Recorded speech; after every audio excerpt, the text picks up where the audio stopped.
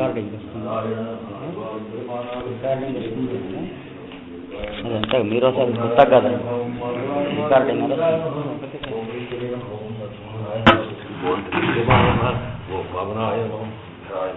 ఓం శ్రీకేశాయ పద్మనాభాయ ఓం దామోదరాయ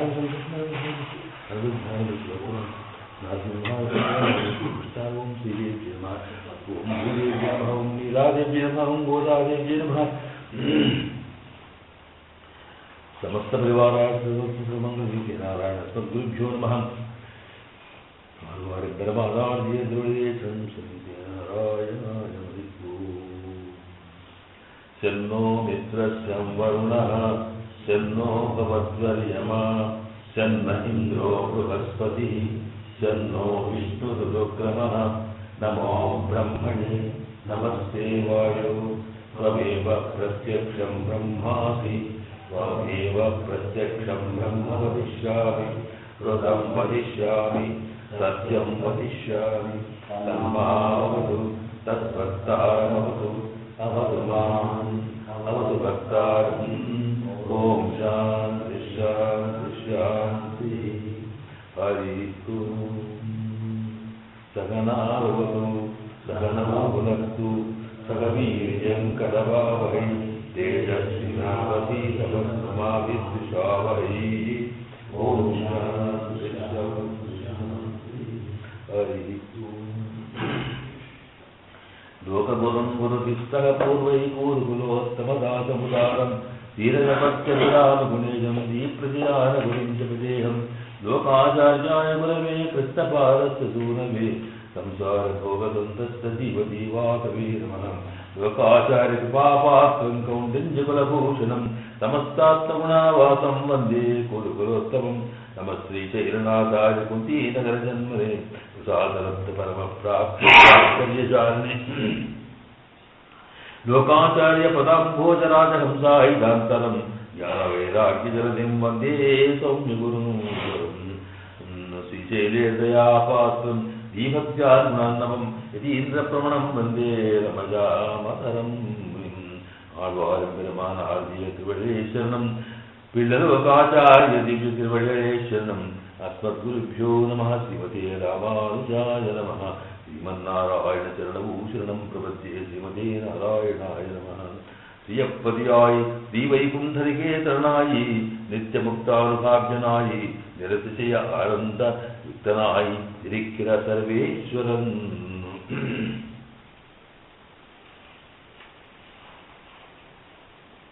நாராயணன் என்னது நாரங்களுக்கு அஜனமும் என்றபடி.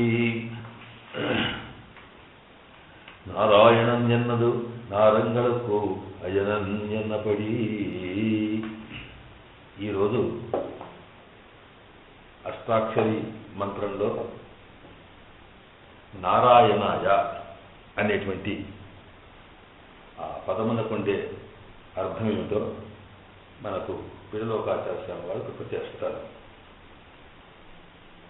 ఇందులో నారాయణాయ అనే దాంట్లో రెండు పదాలు ఉన్నాయి.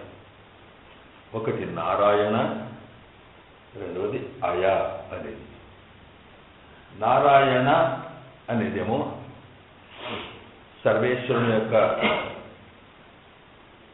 తిరునామం, అది భగవంతుని నామము నారాయణ.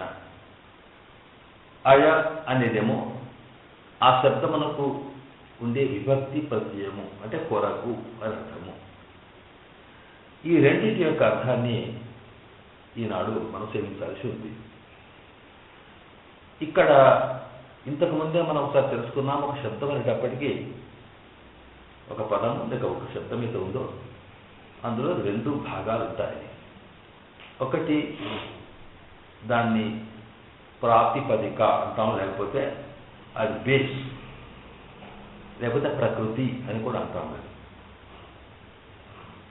అది మూలమైందనమాట, దానికి ఏ అక్షరం కలిపితే అది అలా మారుతుంది.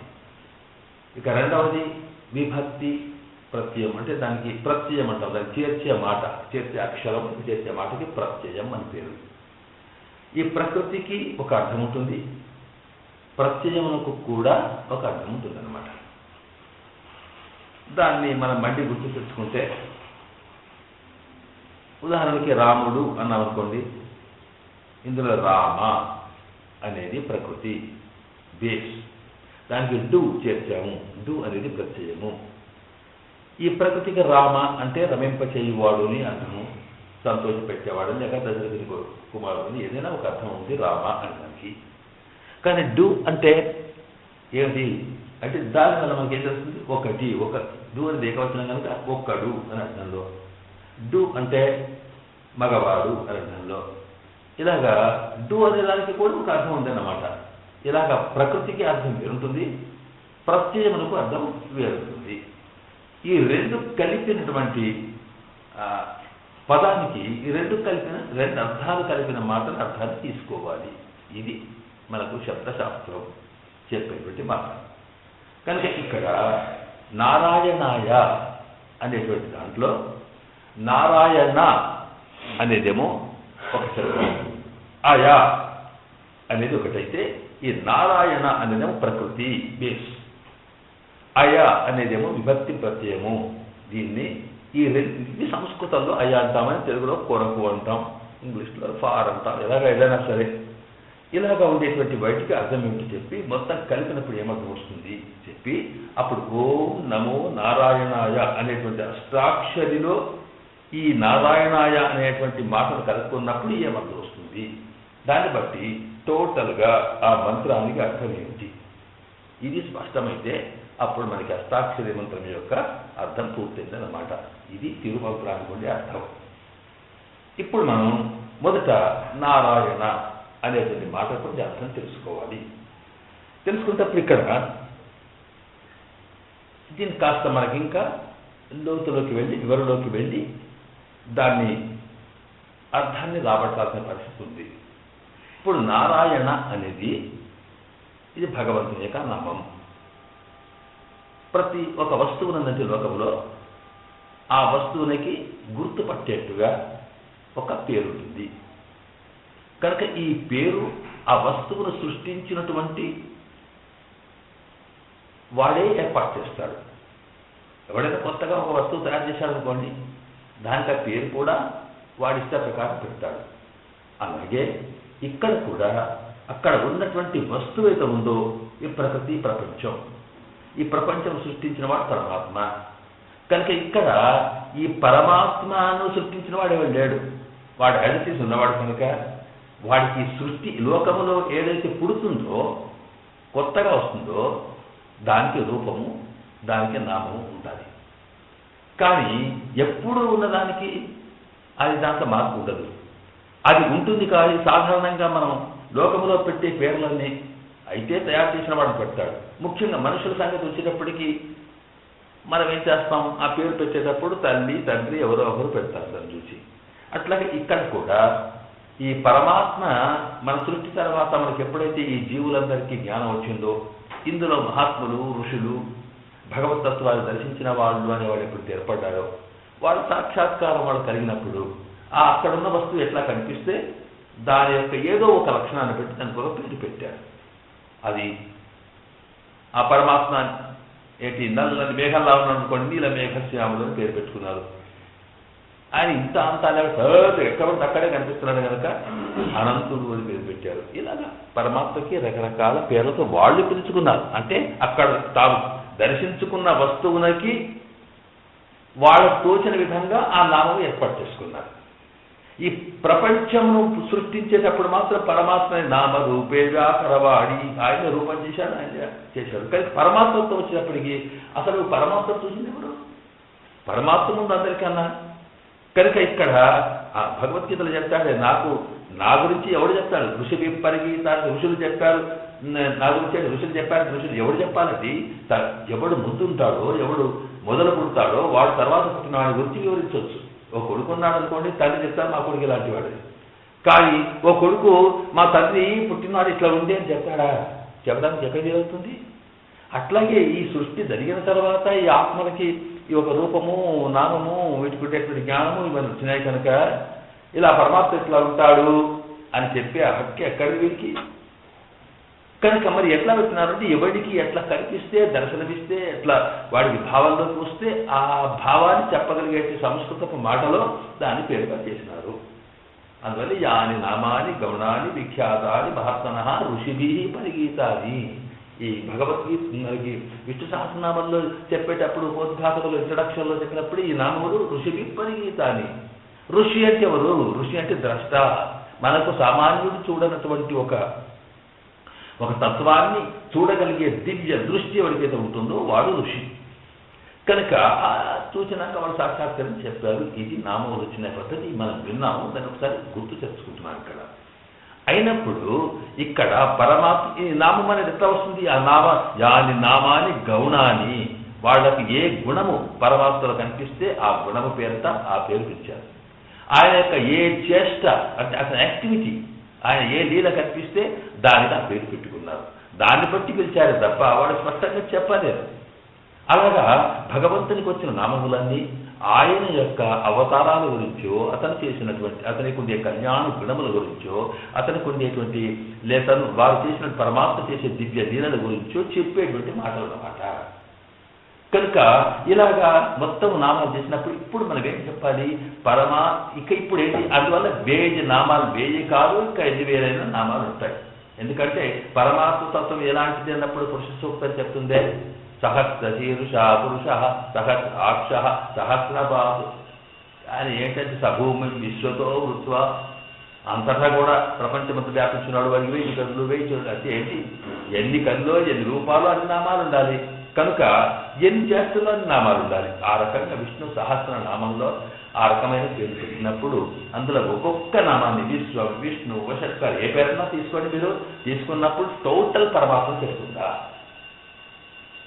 అంటే మనకి ఎటువంటి వాళ్ళు కావాలి? ఒక శబ్దం కావాలంటే ఆ శబ్దము మొత్తము పరమాత్మ యొక్క తత్వం ఏమిటో అంత కూడా చెప్పగలిగేటువంటి శబ్దం కావాలి. మన లోకంలో పేరు పెడితే కూడా ఎవరికైనా చూసినప్పుడు వాడు ఏదో చిన్నగా చిన్నోడు పేరు పెట్టేస్తాడు, లేదా వాడు నల్లగా ఉన్నాడు వాడికి కర్రోడు పేరు పెట్టాడు. ఇలాగా అంటే రంగులు బట్టో రుజులు బట్టో పండి బట్టో పేరు పెట్టాడు తప్ప టోటల్ వాడి సంగతి ఎక్కడ వస్తుందా పేర్లా? కానీ మనకి ఇప్పుడు ఏం కావాలి? నామస్మరణ చేసేటప్పుడు మనకేంటంటే ఎన్ని రకాలుగా ఇందులో అంత మొత్తం పరమాత్మత్వం ఎంత ఉంటుందో ఆ తత్వాన్ని అంతా చెప్పగలిగేటువంటి ఒక శబ్దం కావాలి. అంటే ఎవరు అంటే భగవత్ తత్వాన్ని సాక్షాత్కరించుకున్నటువంటి వాడు ఎవరైతే ఉన్నారో అలాంటి పూర్తిగా ఉన్నవాడు చెప్పగలగాలి. పూర్తి భగవత్ సాక్షాత్కారాన్ని ఎవ్వడికి దొరకదంటే అర్థం ఏంటి? దొరకాలన్నా వీళ్ళు దొరకదు. ఇప్పుడు ఉదాహరణకి మనకి చూసేటువంటి శక్తి ఉన్నదనుకోండి, కళ్ళు ఉన్నాయి చూస్తున్నాం, చూడగలిగే శక్తి ఉంటే అంత చూస్తున్నావా? ఎందుకు చూస్తున్నామో అంటే ఆ వస్తువు మనకు కనిపించక కాదు, మన చూసే శక్తి పరిమితం, లిమిటెడ్, ఇంతవరకే చూడగలుగుతాయి, ఇక్కడ చూడలేదు అది. అలాగే ఈ భగవతత్వాన్ని దర్శనం చేసుకునే వాళ్ళకి కూడా టోటల్గా అనంతత్వమైనటువంటి స్వామి యొక్క తత్వం ఎంత ఉందో వాడికి తెలియదు, తెలిసి వీలు లేదు. కనుకని వేదం చెప్తుంది యస్య అమతం తస్య మతం. అసలు ఎవరికైతే ఈ పరమాత్మ ఇంత మొత్తం అని ఎలా తెలియదు అనుకున్న వాడు తెలిసిన వాడికి నిలకడ. నాకు అర్థం దేవుడు అంటే నాకు మొత్తం తెలియదు అనేవాడు. ఇక మతం యస్య ఇది నాకు తెలుసు అన్నాడు అనుకున్నాను, ఇది నా ఇంతేనండి దేవుడి నుంచి ఇట్లా ఉంటాడని తెలిసిన వాడికి నా వేత్తి సహా వాడికి అసలు తెలియకపోమన్నాడు. అట్లాగా పరమాత్మ యొక్క సకల లక్షణములు చెప్పగలిగే స్థితి తెలుసుకోగలిగే చేతి లేని వాడికి అన్ని లక్షణాలు చెప్పగలిగే మాట ఎక్కడ చెప్తారు వాడు? మరి ఎట్లా రావాలి ఇది అంటే ఆయన్నే చెప్పాలి. కనుక ఆయన చెప్పింది ఎక్కడ అంటే వేదైత్య సర్వై అహమేవ వేద్య. సకల వేదములలో వేదము అనేది పరమాత్మ యొక్క దివ్య సూక్తి కనుక, దివ్య వాణి కనుక ఆ వేదములో చెప్పిన మాటలన్నీ కూడా భగవంతుడే స్వయంగా తన తత్వాన్ని గురించి లోకానికి తెలిపాడు కనుక, ఆవిష్కరించాడు కనుక ఆ వేదములలో చెప్పినటువంటి మాటనే ప్రధానంగా భగవంతుడికి నామం కావాలి అన్నప్పుడు ఆ వేదములు చెప్పినటువంటి తత్వాన్నంతా చెప్పగలిగే మాట ఒక్కటి దొరికించుకున్నారు వీళ్ళు, దాన్నే నారాయణ అన్నమాట. అంటే ఇప్పుడు మనకి ఏం తెలియాలి? సర్వవ్యాపకుడే సర్వశక్తివంతుడే అంతటా ఉన్నటువంటి పరమాత్మకి ఒకే ఒక పేరు, ఒకే ఒక నామము, అది నారాయణ అనేది. మరి మిగతా నామములు ఏమిటి అంటే ఆయనలో ఉండే పార్ట్ మాత్రం కొంత మాత్రమే చెప్పగలిగేవి. ఇది స్పష్టమైనప్పుడు మొత్తం పరమాత్మ యొక్క దివ్య అనుభవంతో మనకి రావాలంటే ఏ పేరు పెట్టి పిలవాలి? ఎందుకనకంటే ఒక సామాన్యమైన ఒట్టి పేరు పెట్టి పిలిస్తే అంతవరకే వస్తారు. మనకి బాగా ఏంటి దాహం వేసింది అనుకోండి, తప్పి నీళ్లు అంటే నీళ్ళే వస్తాయి కానీ అక్కడి నుంచి అన్నం రాదు పట్టదు. అలా కాకుండా ఒక మాట పిలిస్తే అన్నీ వచ్చేయగలిగే స్థితి అయితే ఉందో అలాంటి శబ్దం కావాలని దీనికే నారాయణ అన్నారు. అదే మనకి ఏంటి ఈ నారాయణ యొక్క గాయత్రిలో మనం తెలుసుకున్నప్పుడు దాంట్లో నారాయణాయ విద్మహే వాసుదేవాయ ధీమహి తన్నో విష్ణు ప్రచోదయాత్ అనే దాంట్లో అప్పుడు విన్నాం కదా.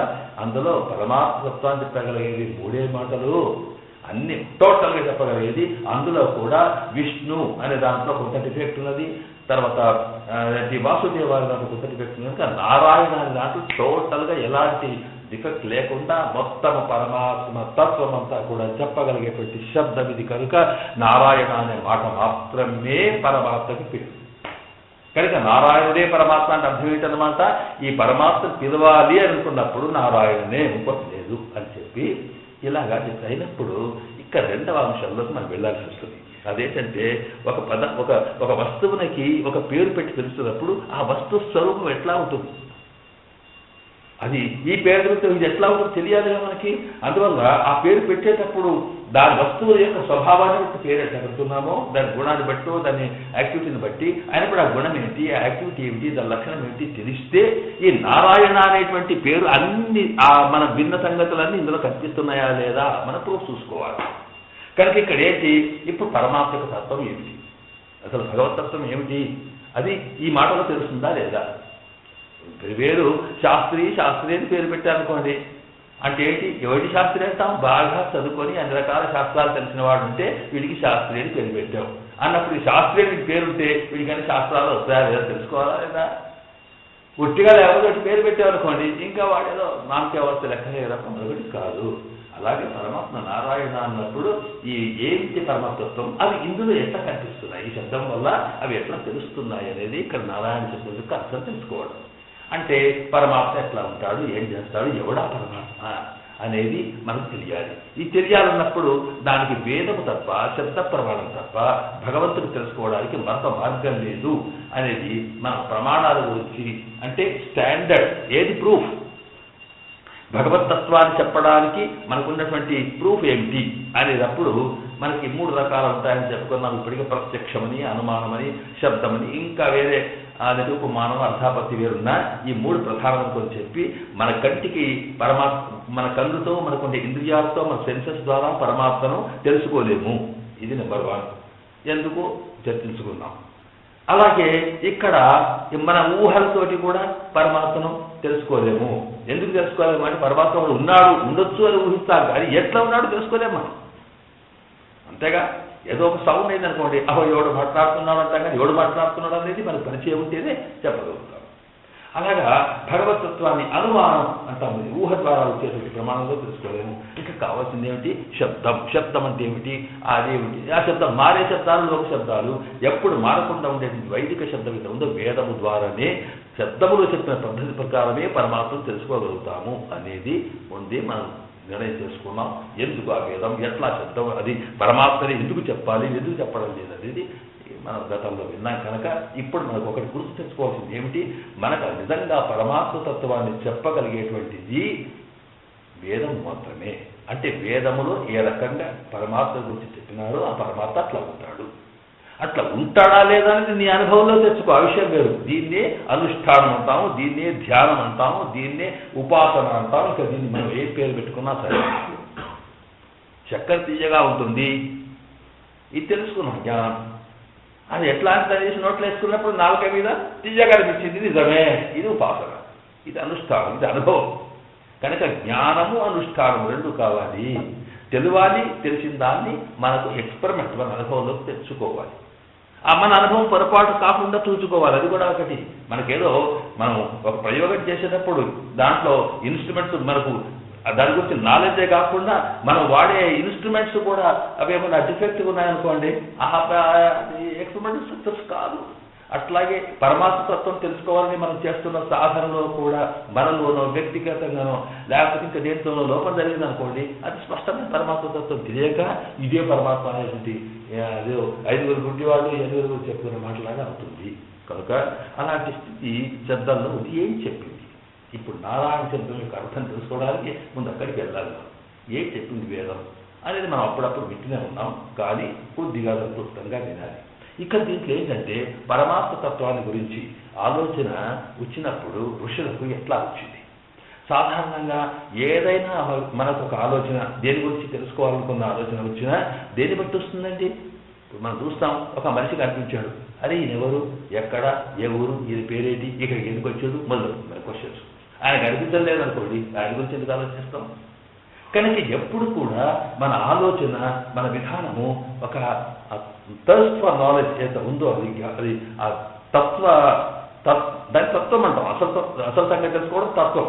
ఆ తత్వ సేకరణ అయితే ఉందో, తత్వ దర్శనం అయితే ఉందో, దానికి ముందు మనకు ఒకటి కనిపించాలి, దాన్ని బట్టి వెళ్తాం. కనుక కనిపించే దాన్ని బట్టి కనిపించని దానికి వెళ్ళి దాని తత్వాన్ని మనం కనిపించేట్టుగా తెలుసుకోవడం, ఇది శాస్త్రీయమైన పద్ధతి.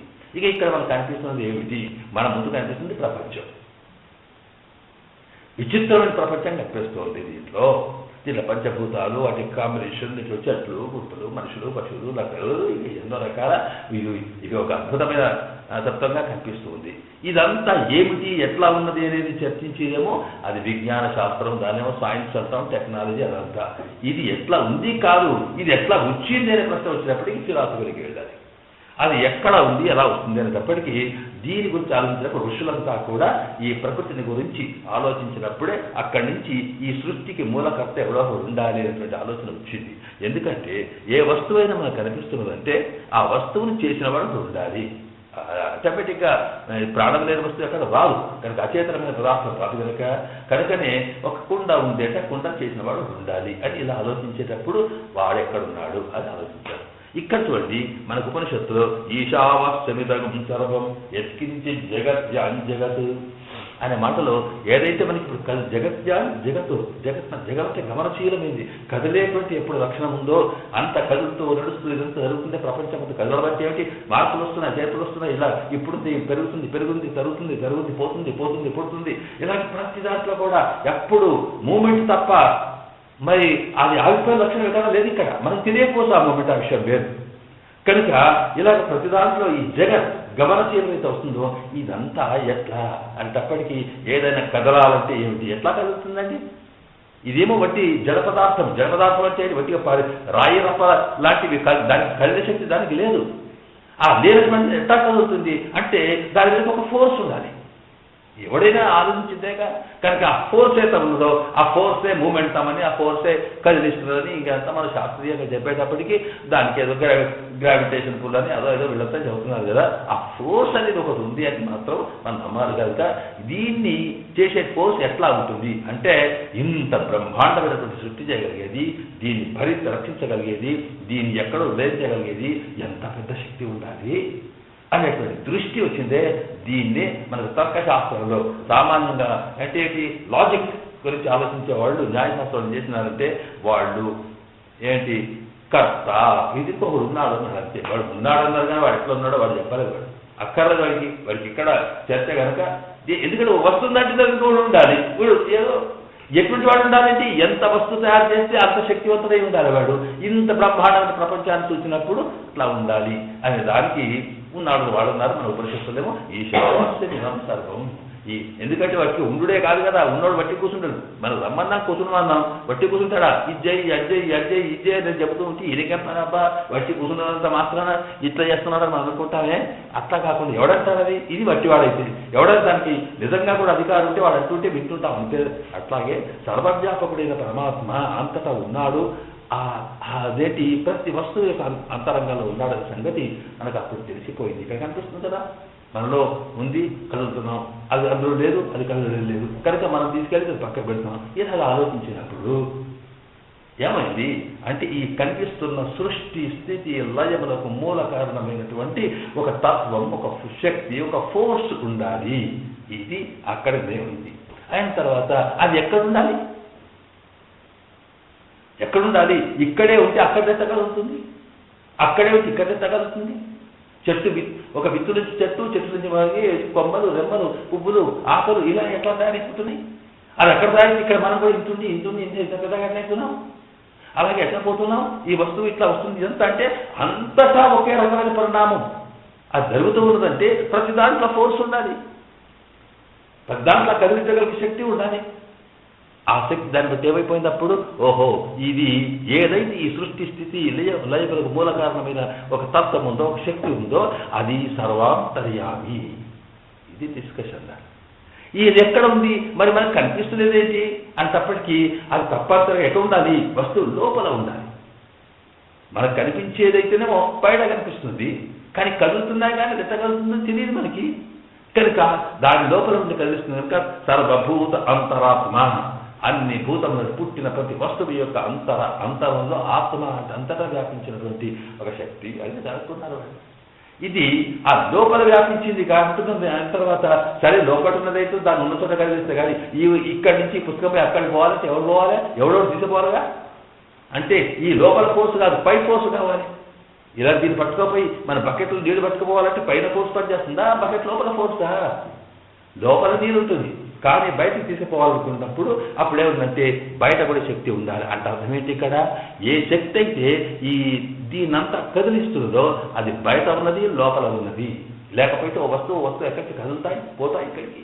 కనుక అంతర్బహిష్ట తత్సర్వం వ్యాప్య, అంతర వ్యాపించిన వాటి పేరేంటి, నారాయణ స్థిత.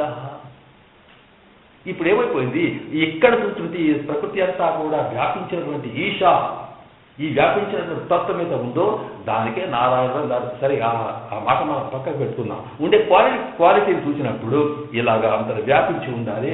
పోని ఎందుకు వ్యాపిస్తాడండి ఆయన?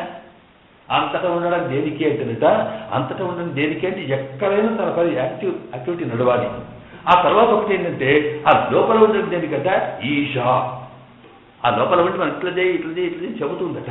దీని బట్టి ఏమైపోయింది, పరమాత్మ తత్వం ఏమిటి? ఇప్పుడు మనకు మూల కారణం తెలుసుకున్నాం. ఈ ప్రకృతి యొక్క ప్రపంచం యొక్క సృష్టి స్థితి లయములకు మూల కారణం ఏదైతే ఉందో అది పరమాత్మ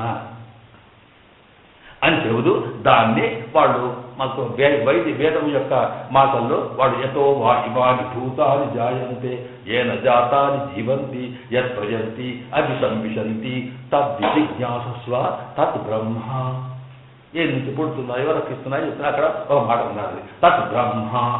దాని పేరు బ్రహ్మ అంటే పెద్ద దీర్ఘం, బృహత్తరం బ్రహ్మణాత్.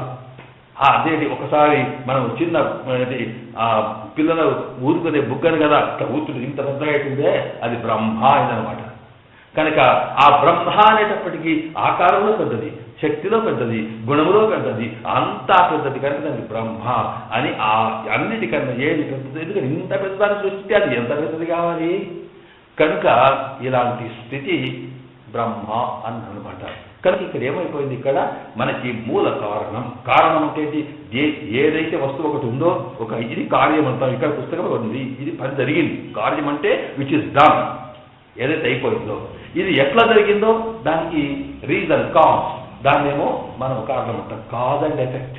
మొత్తం శాస్త్రం అంతా మనకి సైన్స్లో కాజ్ అండ్ ఎఫెక్టేగా. అన్నిటికన్నా మూల కారణం అయితే ఉందో అది పరమాత్మ తత్వం అని చెప్పి భగవంతుడి యొక్క తత్వం ఏమిటంటే సకల సృష్టి స్థితి లయములకు మూల కారణం. ఇదొకటి తెలిసిపోయింది.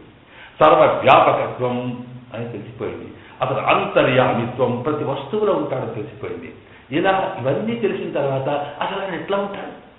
వీటిని మనం ఉపనిషత్తులో ఉండే ఈ మాటలకి వాటి ఏమంటాం, కారణవాక్యములు అంటాం. కారణవాక్యాలు అంటే అర్థం ఏమిటి, ఈ సృష్టి స్థితులకు మూల కారణమైనటువంటి పరమాత్మను చెప్పే మాటలు ఏవైతే ఉన్నావో వాటిని కారణవాక్యాలు అంటాం. ఎక్కడి నుంచి పుట్టిందో, అవును నిజమే, ఎక్కడి నుంచి పుట్టిందో ఎలా వచ్చిందో వాడే శక్తి నిజమే. వాడు ఎట్లుంటాడు? వాడు ఆడనా, మగనా, మనిషా, లేకపోతే శక్తియా, లేకపోతే ఇంక అక్కడే వచ్చింది మనకు అంత కథ. వాళ్ళు అమ్మవారు అండి, ఒకళ్ళేమో ఇంకేదో అండి, ఒకళ్ళేమో ఇట్లా ఉంది. అసలు రూపం ఉందా లేదా, గుణం ఉందా లేదా, ఈ లోకంలో వస్తువు తిరగదా, అసలు దానికి జ్ఞానం ఉందా లేదా, తెలివి ఉందా లేదా, ఇవన్నీ ఆలోచన వస్తుంది.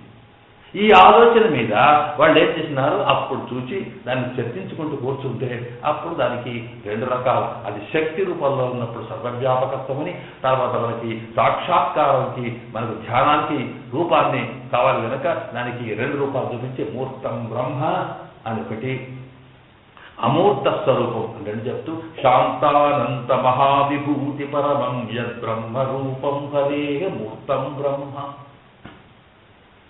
ఆ శాంతానంత ఇదంతా ఈ ప్రపంచమంతా పరమాత్మక రూపం అని అర్థంలో అక్కడ చెప్తారనమాట. అట్లాగే అమూర్తత్వం అంటే ఏమిటి? మనకి కనిపించలేటువంటి స్థితి, సూక్ష్మ స్థితి అన్నమాట. కనిపించని స్థితి అంటే అర్థం ఏంటి? మనకు కనిపించే రూపం ఒకటి, కనిపించనుకున్న రూపం అసలు ఉన్నాడు, కానీ కనిపిస్తున్నాడు ఒకసారి, అది మూర్తం బ్రహ్మ. కనిపించని రూపము అమూర్తము, సూక్ష్మమైనటువంటి పరమాత్మ, స్థూలమైనటువంటి పరమాత్మతత్వం. ప్రపంచమంతా కూడా అది మూర్తం బ్రహ్మ. సరే, ఆ రకంగా చెప్పినది. ఇదంతా నేను ఎందుకు చెప్తున్నానంటే పరమాత్మ అంటే ఎట్లా ఉంటాడు, ఎక్కడ ఉంటాడు, ఎలా ఉంటాడు తెలిస్తే కదా ఈ నారాయణ అనే శబ్దం అనేది మనకి కరెక్ట్గా దానికి సరిపోతుందా లేదా తెలియాలి. ఇది అయిపోయింది. ఇక భగవతత్వం గురించి చెప్పేటప్పుడు పరమాత్మ స్వరూపం ఎట్లా ఉంటుంది అని వాళ్ళు ఆలోచిస్తే సత్యం జ్ఞానం అనంతం బ్రహ్మ. అక్కడే బ్రహ్మ వల్ల ఈ సృష్టి జరిగిందన్నారు. బ్రహ్మ ఎట్లా ఉంటాడు? ఆయన సత్య స్వరూపుడు. సత్యం అంటే ఎప్పటికీ పోయేవాడు కాదు. సత్యం అంటే ఏంటి? నో చేంజ్, అసలు ఎప్పటికీ ఉండేటువంటిది సత్. సత్యం అంటే సత్ అంటే ఉండేదన్నమాట. ఇంకా ఎగ్జిస్టెన్స్, నాన్ ఎగ్జిస్టెన్స్ దానికి లేదు. ఒకవేళ మనుషులు పుడతారు, వాడికి ఎగ్జిస్టెన్స్ ఉన్నప్పుడు ఉంటాడు, పోయిందంటే నాన్ ఎగ్జిస్టెన్స్. అట్లా ఇది కాదు. కనుక ఎప్పటికీ ఉండేది కనుక సత్యం. మరి జ్ఞానం దానికి ఇవన్నీ సృష్టి చేస్తే ఎట్లా చేస్తాడండి? బట్టి వస్తూ ఎట్లా చేస్తుంది? మనం ఏమంటున్నామంటే ఇక్కడ చాలా గొప్ప చర్చలు వచ్చినప్పటికీ మనం సాధారణ ఎలిమెంట్స్ నుంచి వట్టి పదార్థాల నుంచే ఇదంతా ప్రపంచ సృష్టి అయిందని మన సైన్స్ చెప్తుంటే పదార్థం నుంచి ఎట్లా అవుతుంది? ఏదైనా ఒక సృష్టి కావాలంటే సృష్టి చేసేయగలిగే వాడికి శక్తి ఉండాలి, ఆ శక్తితో పాటు జ్ఞానం ఉండాలి, తెలివి. అందువల్ల ఆ జ్ఞానం లేకపోతే ఎట్లా అవుతుంది? కనుక పదార్థం జ్ఞానం ఎక్కడ ఉంది? దాంట్లో శక్తి ఫోర్స్ ఒకటి కలవచ్చు. ఇది ఒకటి హైడ్రోజన్ ఆక్సిజన్ కలిపి రెండు అణువులు దానిలో ఒకటి దీనికంటే H2O కావచ్చు. కానీ ఆ కలిపేటువంటి ఫోర్స్ ఉండొచ్చును, కానీ ఆ కలపగలిగేటువంటి జ్ఞానం ఇంత కలవాలి అని దానికి లేదే. మనకు కలిపేవాడు ఉండాల్సి వస్తుంది అక్కడ.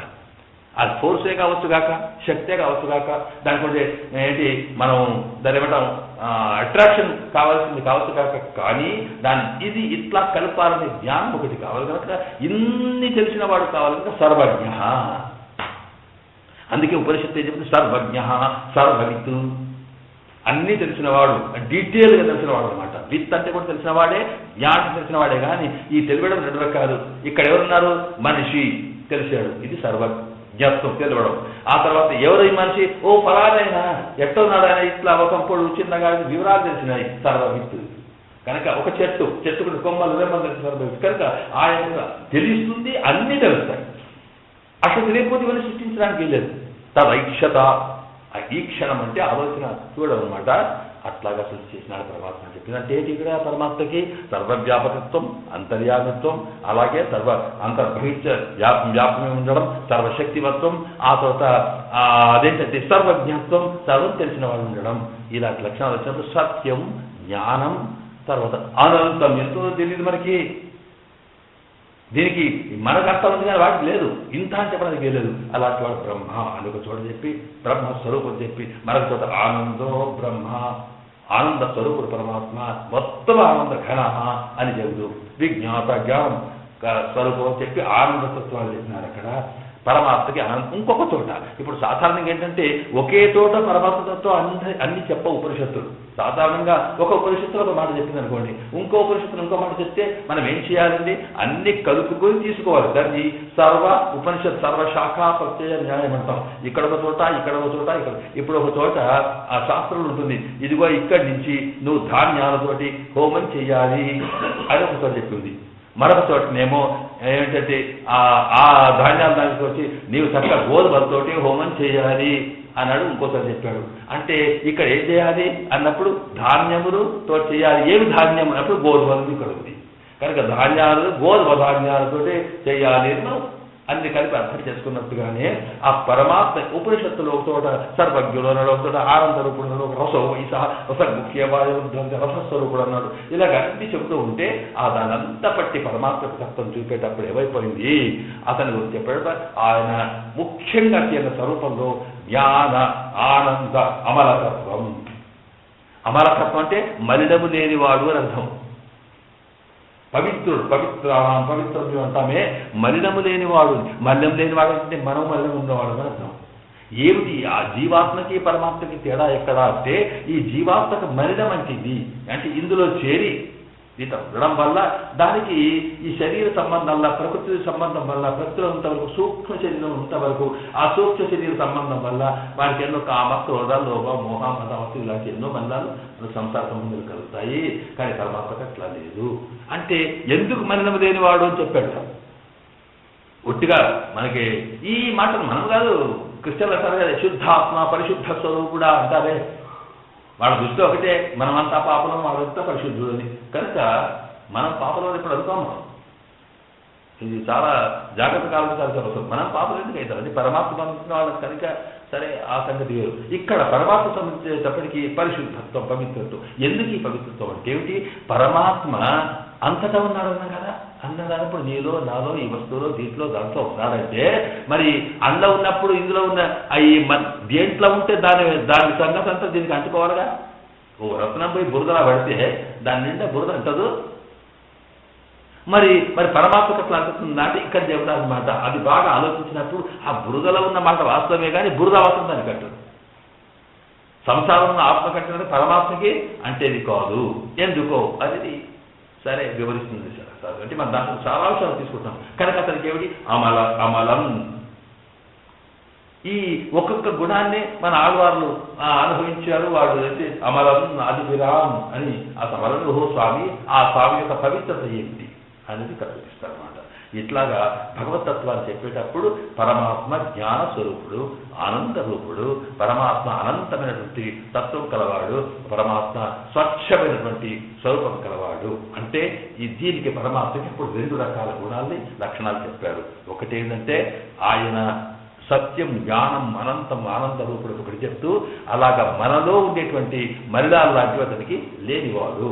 మనలో ఉన్న మలినాలంటే ఏంటండి? మనకుండే కోపం తాపం అది ఇది ఎన్నో ఉంటాయిగా, అసూయ ద్వేషాలు, ఇవేమి లేనివాడు చెబుతూ ఉభయ ఆ భగవతత్వాలు చెప్పేటప్పటికీ అతని ఉభయ లింగములు అంటే 2 రకాలు కూడుకున్నట. ఒకటేంటంటే ఈయన సత్యం జ్ఞానం ఆయన జ్ఞానం ఈయన అంతా బాగా దీని పరమాత్మ అనుకోకండి. ఎందుకంటే వాళ్ళు వెంబడిస్తే మలినాలు ఉంటాయి, అన్నీ జరుగుతాయి అనుకోండి. దానికి అందరూ వచ్చిన కాలక్షేపం చేయండి స్వామి అంటే అన్నీ తెలుసు, కానీ వాళ్ళు ఒక మలినం ఉంటుంది. వీళ్ళందరికీ ఎందుకు చెప్పాలి అనుకున్నారు అనుకోండి, అయిపోయింది. కానీ ఆ పరమాత్మకు లేదు వారికి ఆ సృష్టి కనుక ఆయనకి అమరణం ఉంది. కనుక ఇక్కడ ఉభయం అంటే ఏంటి? దానికి ఈయనకు ఇవి మంచి లక్షణాలు కళ్యాణ గుణములు అంటాం వీటిని. అందువల్ల మిక్స్చర్ అంటే ఒక రకమైన దోషము లేకుండా ఉండేటువంటి ఏ గుణములు లేవంటే కళ్యాణ గుణం అంటే మంచే తప్ప ఇంకోటి లేదా ఆయన దగ్గర. కనుక కళ్యాణ గుణములు కలవాడు, దోషరహితుడు ఈ పరమాత్మ అని చెబుతుంది శాస్త్రం. కనుకనే ఇక్కడ మరి ఇట్లా చెప్పడానికి ఎక్కడుంది అలా అంటే అక్కడ మళ్ళీ ఇంకొక ఉపనిషత్తు ఉంటుంది మనకి. అపహత పాత్మ విజర విశోక విమోక్ అని విజిగిత్స అని చెబుతూ ఆ తర్వాత సత్యకామ సత్య సంకల్ప అని పరమాత్మకి మళ్ళాంటి పాపాలు లేవు, మళ్ళాంటి ఆకలి లేదు, దర్పి లేదు, దోషాలు లేవు, ఏమి లేవు కొత్త అని చెప్పి. కానీ మరి ఏమున్నాయి అని సత్య సంకల్పుడు సత్య అని చెప్పి ఉన్న గుణాలు చెప్తాయి. కనుక ఈ 2 రకాల ఉన్నటువంటి లక్షణాలు మంచి లక్షణాలు చెప్పి మనలో ఉండే దుర్గుణాలు కూడా లేవనటువంటి మాట అక్కడ చెప్పింది. కనుక పరమాత్మ ఇలాంటి వాడు అంటే పరమాత్మ కేవలం సకల కళ్యాణ గుణపూర్ణుడు, సకల దోషరహితుడు అనేటువంటి తత్వం అది పరమాత్మ అక్కడ చెప్పింది. ఇక తర్వాత ఈ పరమాత్మ అంతర్యామి ఎట్లా ఉన్నాడు, లోపలికి ఎట్లా వచ్చాడు, లోపడున్నాడు అనేది ఎట్లా తెలిసిందండి అంటప్పటికీ మనకి మళ్ళీ ఆలోచన వస్తుంది. వచ్చినప్పటికీ అక్కడ ఋషులు దాన్ని ఆలోచించుకున్నారు. ఉపనిషత్తులు చెప్పిన మాటను ఆలోచించినప్పుడు ఈ సృష్టి సామాన్యంగా సృష్టి కన్నా ముందు ప్రళయం ఉంటుంది అంతే కదండి. మొత్తం మట్టి ఉందనుకున్న ముద్ద, అప్పుడు కుండలుండో చిప్పలుండో ఏముండవు. అప్పుడు వాటిని ఒక్కొక్కటి సాధిస్తే సృష్టి మళ్ళీ తీసేస్తే పోతాయి. అట్లాగే ఈ ప్రకృతి ఏదైతే ఉందో దీన్ని మూల ప్రకృతి అంటాం, దీన్ని మహత్వం అంటాం. సరే ఇక చిన్నది అక్కడ పెద్దగా అవుతుంది ఆ విషయం వేరు. దీని నుంచి శరీరాలు తయారవుతాయి, దీంట్లోకి ఆత్మలు చేరుతారు. ఈ ఆత్మల్ని శరీరాలు తయారు చేసి ఆత్మలు పంపించినప్పుడైతే ఈ పరమాత్మ ఎక్కడికి వెళ్ళాడు అంటున్నట. ఇక్కడ అనేన జీవేన ఆత్మన అను ప్రవిశ్య నామరూపేజా కరవాణి అని చెప్పిస్తూ అనేక ఈ జీవుని లోపలనే తాను అంతర్యాముగా చేరి ఆ జీవుని తీర్చేటప్పుడు అప్పుడు నామరూపములు చేసినాడు. ఇది మరి విశిష్టాద్వైత సిద్ధాంతంలో చాలా ముఖ్యమైన అంశం ఇది. ఎందుకంటే ఈ దీనికి అనేన జీవేన ఆత్మన ఇక్కడ ఈ వేరే వేరే సిద్ధాంతాలు ఎందుకు వస్తాయి, వేరే వేరే మతాలు వేరే ఎందుకు పుడుతున్నాయంటే మాట అదే అర్థం ఇష్టం చేసుకోవడంలో. వాడు ఇప్పుడు అనేన జీవేన ఆత్మ అనుప్రవిశ్య అంటే మన అర్థం ఏమిటి? ఆ జీవుడికి తాను లోపల చేరి, ఎందుకంటే ఎక్కడైనా పరమాత్మ లోపల లేకపోతే ఆ వస్తువుకు ఉనికే లేదు, ఉండదు. ఈ లోపల జీవుడు ఉంటే కదా శరీరం ఆగుతుంది, లేకపోతే ఈ వీడు పెట్టానే కాదు తప్ప కింద వద్దనే ఉంటుంది. నిమిషానికి తలకాయ వరకే కింద బాయ్ బాయ్ బాయ్ బాయ్ ఎవడు బాయ్? ఇంట్లో ఉన్నోడు బాయ్ అనమాట. వాడు లేకపోతే పడిపోతుంది, పట్టుకున్నాడు పడిపోయాడు, పట్టుకోండి మరి కింద ఇంట్లో ఉన్నాడు బాడీని పట్టుకుంటా బాడీని పట్టుకుంటా పెట్టాడు పట్టుకుంటావా? అలాగా అందువల్ల అవి ఉంటుందంటే ఆవిడ లోపల ఉండి పట్టుకుంటాడు ఆయన. అలాగా అనే జీవేన ఆత్మన అనుప్రవిశ్య అంటే లోపలి వెంబడే వస్తాడు.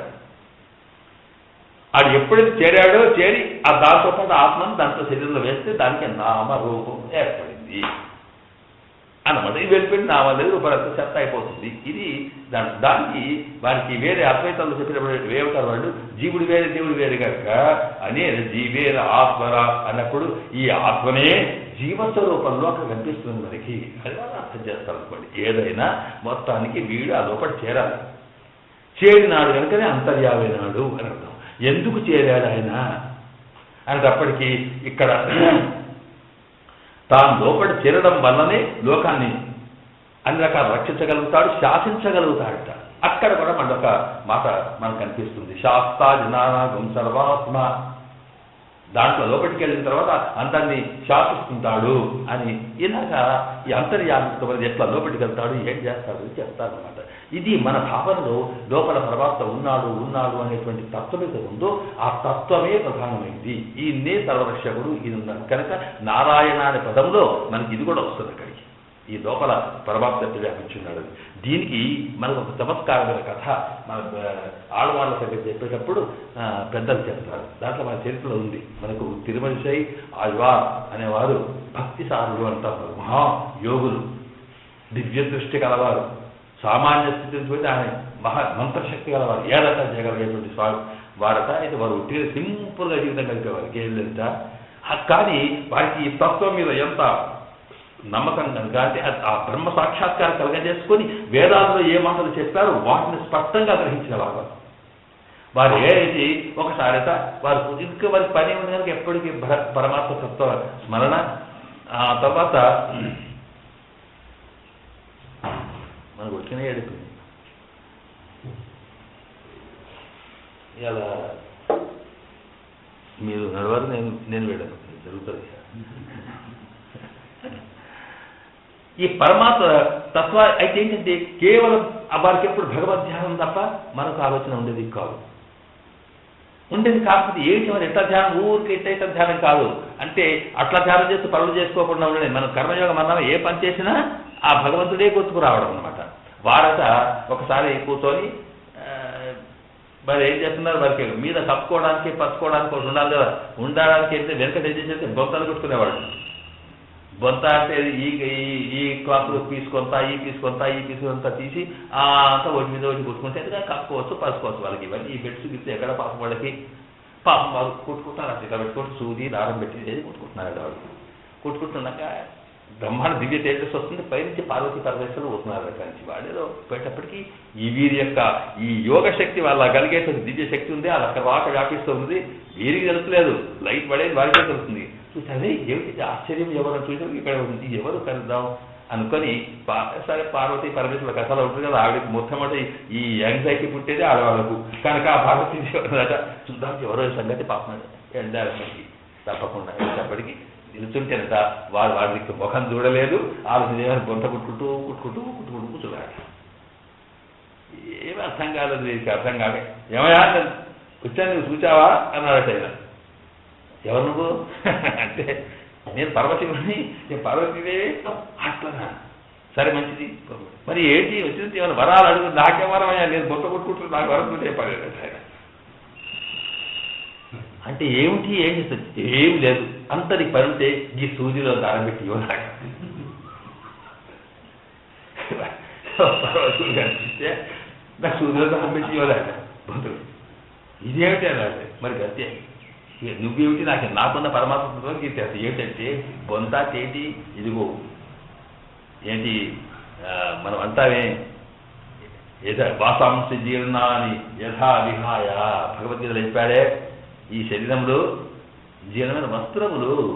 కనుక వీటిని ఇక్కడ ఉన్నట్టు పరమాత్మ ఏం చేస్తాడంటే ఈ రకమైన ప్రకృతితో తయారైన శరీరాన్ని ఒకదాంతో ఒకటి కుట్టేస్తున్నాడు. ఇక్కడ ఇలా తయారు చేసి ఆ వస్త్రం పీసెస్ అవి ముక్కలు కదా, వీడి శరీరం వాడి శరీరం మనం ఉంటున్నట్ట వాటిని కలుపుకునేటప్పుడు ఏం చేస్తున్నట్టు అనేన జీవేన ఆత్మన అనుప్రవిశ్య అనేది గుర్తుకొస్తుంది. దానికి ఏంటంటే ఆ సూది ఉన్నది, సూది వెనుక దారం ఉన్నది. ఆ దారం సూది ఏం చేస్తుందంటే ఈ బొంతలోకి ఇటు చూస్తుంది, ఇటు వెళ్తుంది, ఇటు చూస్తుంది, ఇటు వెళ్తుంది, ఇది వెళ్తుంది, వెళ్తుందట. లేకపోతే అదేమవుతుంది, ఈ జీవాత్మ ఉన్నాడే, ఈ జీవాత్మ ఈ శరీరంలోకి ఆ శరీరంలోకి అదేమిటి ఆ సూది ఎట్లాగైతే బట్టలోకి నెమ్మదిగా చొచ్చుకుంటూ వెళ్ళుకుంటూ వెళ్తున్నదో ఈ జీవాత్మ ఈ శరీరంలోంచి ఆ శరీరం ఆ శరీరం ఇలా వెళ్తూ ఉంటేనట. పోనీ అది వెళ్ళే పర్వాలేదు, దాని వెంబడి ఆ దారం కూడా వెళ్తుందిరా. అది ఎట్టెంత లోపలికి పోతుంటే అట్టట్లా దారం పోతున్నదట. పోయితే ఆ సూర్యం వెళ్ళి అవతలపడ్డది, దారం మాత్రం అట్ట పెట్టుకోలేదట. ఎందుకంటే ఇంత బొమ్మ ఎక్కడ పోతుంది అది చూస్తే. ఇది అంటే ఏమిటి, ఈ శరీరం ఒక పొంత అయితే ఈ దీన్ని కలపడం కోసం జీవాత్మ దానికి పెడుతూనే ఆ జీవాత్మ దీంతో నిలిచి దీన్ని ఒక దిక్కు ఉంచడానికి కోసము దారం రూపం లోపల స్వామి చేరి తాను అంతఃసూత్రంలో ఉండి అన్నిటిని కలుపుతున్నాడు, అంతర్యామిగా ఉన్నాడు అని అనేన జీవేన ఆత్మన అనుప్రవిశ్య నామరూపేగా కరవాణి. అప్పుడు దీనికి బొంత అని పేరు వచ్చింది. లేకపోతే ఎక్కడ వస్తుంది అనే భావనతోటి వారు చేస్తున్నది చాలా అద్భుతం. అంటే ఈ భావన ఆ మానసికమైన స్థితి అక్కడికి వెళ్ళినప్పుడే భక్తి, ఇంకా ఇంకేం లేదు మనకి. కానీ సన్యాసం పుచ్చుకొని ఎర్రబట్టు కట్టుకోవడం కాదు, నువ్వు ఎన్ని అదేంటి దీక్షలు చేయవు ఏమైనా చేయి, అది కాదు. ఈ మానసికమైన పరిపక్వత రావాలి. అట్లా వచ్చింది వారికి. ఎంత జ్ఞాని ఎంత యోగి తలచుకుంటే నిమిషంలో ఇంకా వారి కథలు చాలా గొప్పగా ఉన్నాయి. మనిషి నీకు ఇది ఇస్తా అది ఇస్తాను అడుగుతున్నాడు, నీకేం కావాలండి అంటే నీకు ఇంత శ్రీమంతం ఇస్తా అంటాడు మహారాజు దగ్గర రమ్మని. ఎట్లున్నాడు, ఎందుకంటే డబ్బున్నాడు రమ్మంటారు వాడిని, భక్తి సార్లు రమ్మంటే రాడుకోమంటారు. రాడుకోమంటే శిష్యులు చేస్తారు రాడా అయితే నీకు ఎన్ని వేలు తంది రత్నాలు ఇస్తారు, అట్లా ఎన్ని రత్నాల దగ్గర ఉన్నాయని అంటేనే ఇట్లా అంటే అట ఇట్లా అంటే అది మైలా వెళ్తుంది శరీరం, అట్లా వారికి అన్ని రత్నాలు వెళ్తాయి. అక్కడ మహాయోగ శక్తి అలా వాడారు. సరే అదంతా ఇప్పుడు మనకి ఇక్కడ కావాల్సింది ఏంటంటే ఈ పరమాత్మ ఆ భావన లోపల భగవంతుడు ఎట్లా చేరతాడు ఎట్లా ఉంటాడు చెప్తే అంతర్యామిత్వం అని చెప్పారు ఇక్కడ. అందుకే భగవద్గీతలో సూత్రే మణిగణాయివ, నేను ఎట్లా ఉంటానంటే మణుల మధ్యన లోపల సూత్రం దారం లేదు, మణులు ఎట్లా అవుతాయి, హారం ఉందనుకోండి, ఈ సూత్రే హారం వేసుకోవడం అంటే అర్థం ఏంటి, పువ్వులన్నీ ఒక దిగు తాగుతాయా, నడుమ దారం ఉందని, కానీ దారం కనిపిస్తుందా, కనిపించదు. విలువ దేనికి, పుష్పాలకి ఆ మాలకి, కానీ దారాన్ని అది అది ఆ పువ్వులు తీసేది దారం తీసి అవసరం వేస్తాం మనం, కానీ అసలు దారం లేకపోతే ఉండేది కాదు ఇక్కడ పరమాత్మ తత్వం. కనుక ప్రకృతిలో ఉండే ప్రతి వస్తువు ఏదో ఉంటుందో వాటిని గురించినటువంటి ఒక భావనలో దాంట్లో ఉండేటువంటి ఆకర్షణలో అసలు సూత్రమైనటువంటి ఆధారమైనటువంటి పరమాత్మను మరిచిపోయేటువంటి దుర్మార్గులం మనం. ఇది చెప్తున్నారు ఇక్కడ. కనుక ఇది పరమాత్మ యొక్క తత్వం. ఈ పరమాత్మ తత్వాన్ని ఇదంతా ఆలోచించినప్పుడు అయిపోయింది ఇక్కడ సకల మనకు పాలనము వాడు, సకల అంతర్యామి వాడు, సర్వశ్రేష్ఠులైన వాడు అంటప్పటికీ పరమాత్మకి అంటప్పటికీ ఇక్కడ రూపము మళ్ళీ చూడాలి మనకి. స్వరూప రూప గుణ విభవ ఐశ్వర్యములు పరమాత్మకు ఉండాలి కదా. అంటే ఏంటి, ఇక్కడ భగవంతుని లోపల మనకి ఆత్మ ఉందే, ఆత్మ జ్ఞాన స్వరూపం అన్నాం, పూర్తి ఆత్మనే ఉందా, ఆత్మ వెంబడి మీద శరీరం ఉంది, దీనికి ఒక రూపం ఉన్నది. ఆ రూపాన్ని బట్టప్పటికీ ఆత్మ గుణాలు వేరున్నాయి, ఈ శరీరం గుణాలు వేరే ఉన్నాయి. అంటే ఆత్మకు ఉండే గుణాలు ఏమిటి, మంచి లేక దానికి ఉండేటువంటి ఏదో ప్రేమ, ఇవన్నీ కూడా ఈ తత్వాలు ఎక్కడ ఆత్మ నుంచే వస్తాయి, మనసులో ప్రతిబింబిస్తే ఆ విషయాలు వేరు. కనుక ఈ తత్వాలు ఆత్మగుణాలు అంటాం. అలాగే ఈ శరీర గుణాలు ఏమిటి, ఏదో వేడిగా ఉండడం, నల్లగా ఉండడం, తెల్లగా ఉండడం, ఎర్రగా ఉండడం, ఇలాంటివన్నీ. కనుక ఈ రెండు గుణాలు ఉంటాయి, ఆత్మగుణాలు శరీర గుణాలని. కనుక శరీరము గుణాలు ఎట్లా ఉంటాయి అంటే మనిషి ఒక మనిషి ఉన్నాడంటే ఆ మనిషిని ఆకర్షించడానికి పనికొచ్చేవేమో శరీర రూప గుణాలు. అలా కాకుండా పని చేయగలిగేవి ఆత్మగుణాలు. అంటే ఏమిటి, మనం ఒక పని కావాలనుకున్న అక్కడ చూడంగానే మనం ఏదో స్వామివారి వచ్చాం, ఎంత బాగుందని చక్కగా ఉందని నమస్కారం చేసి బాగానే ఉంది, ఇది వారిని ఆకర్షించింది. కానీ ఆకర్షించినంత మాత్రాన వారికి ఒక పని కావాలన్నప్పుడు ఏం కావాలి, ఆత్మగుణం ఏంటి, మంచితనం కావాలి, దయ కావాలి, ప్రేమ కావాలి, ఆ తర్వాత ఇవన్నీ లక్షణాలతో ఆత్మకు ఉంటాయి. కనుక ఇక్కడ ఏమైంది, లోపల దీన్ని లోపల ఉన్న ఆత్మాన్ని స్వరూపం అంటాం, దానికి ఉండే as it is original position. అలాగా బయటకుంటే రూపం అయితే ఉందో శరీరాన్ని రూపం అంటాం. కనుక స్వరూపం వేరు, రూపం వేరు. స్వరూపానికి గుణములు వేరు, రూపానికి గుణములు వేరు. కనుక స్వరూప రూప ఏమిటి గుణములో వాటిని గుణములు అంటాం. ఈ గుణములు ఎప్పుడు కూడా దేని బట్టి ఉంటాయి అంటే ఒక వస్తువును బట్టి ఆధారపడి ఉంటాయి. శరీరాన్ని బట్టి గుణములు, ఎర్రదనం ఒక గుణం, ఎర్రగున్నాడు, బక్కగా ఒక గుణం, ఇలాగ ఇవన్నీ కూడా వస్తువును బట్టి ఉంటాయి. కనుక స్వరూపము, రూపము, గుణము, ఇక వీటి వల్ల వచ్చేసింది వైభవం, ఇదంతా ఉంటాయి. కనుక అట్లాగే పరమాత్మకి కూడా సత్యం, జ్ఞానం, ఆనందం, ఆనంద రూప్ అదేంతో స్వరూపం.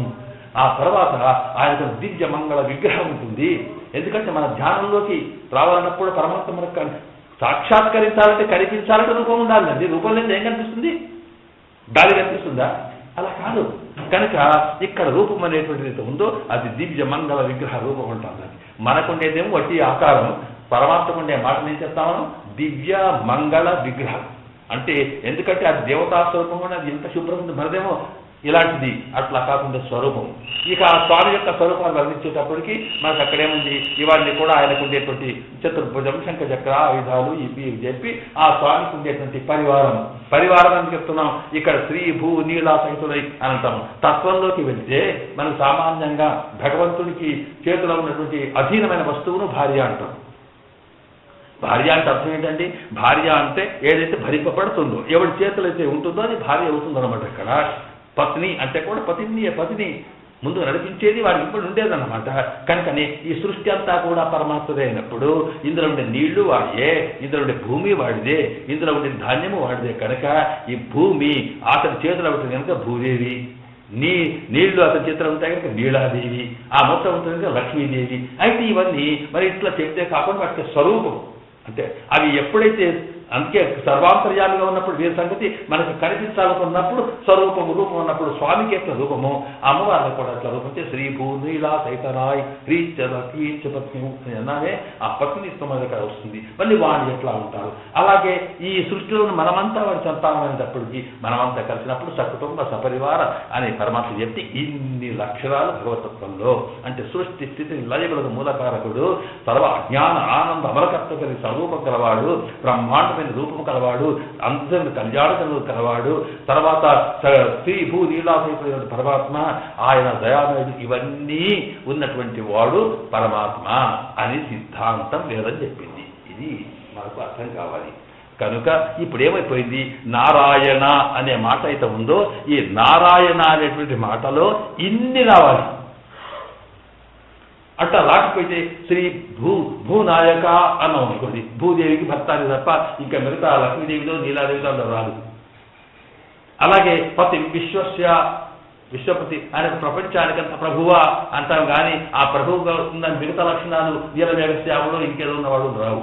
ఇలాగ ఎన్ని పేర్లు నామాలు తీసుకున్నా ఒక్కొక్కటి పార్ట్ ఆఫ్ టోటల్, ఒకదానికి కొంత భాగాన్ని మాత్రం చెప్తాయి తప్ప మనకు కావాలన్నప్పుడు అప్పుడు. అయితే మరి ఎందుకు వేరు ఉన్నాయంటే ఒక్కొక్కరి అవసరాన్ని బట్టి మనం పిలుస్తాం. మనకి వాడు ఏమున్నా కానీ మనకు కావాల్సింది ఏంటండి, ఏదో మనం అక్కడ పోయినా ఉంటుంది, ఓ టీచర్ దగ్గర పోయినాం, ఆయన పాఠం చెప్పాలి, సరే ఇది అర్థం చెప్పమని పోతాం తప్ప ఆయన కావాల్సింది ఎవడైతే అర్థం చెప్తాడో వాడు టీచరు అంతే తప్ప వాడు తండ్రి కావచ్చు, వాడు శ్రీమంతుడు కావచ్చు, వాడు పెద్ద ప్రాపర్టీ ఉన్నవాడు కావచ్చు, అంతా మనకు అక్కర్లేదు.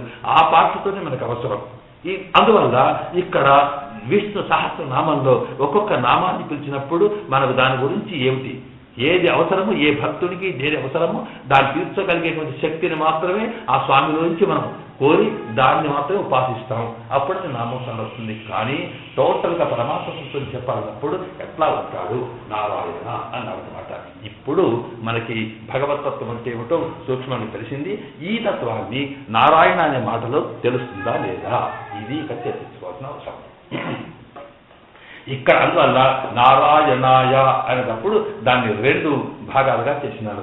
నారాయణ అనేది ఒక మాట, అయ అనేది ఒక మాట తీసి ఆ అయ అనేది పక్కకు పెట్టాడు ముందు. అది విభక్తి చేసే ముందు ప్రాతిపదిక బేస్ అయితే ఉందో దాని మీనింగ్ ఏమిటి, అందులో పరమాత్మత్వం వస్తుందా లేదా అనేటప్పటికీ అక్కడ నారా, ఆ నారాయణ నార అంటే ఏమిటి, అయన అంటే ఇప్పుడు అయా పక్క పెట్టి నారాయణాయ అన్నప్పుడు అయా పక్క పెట్టి నారాయణ, నారాయణ అంటే మళ్ళా రెండు నెల నారా అయన అంతవరకు.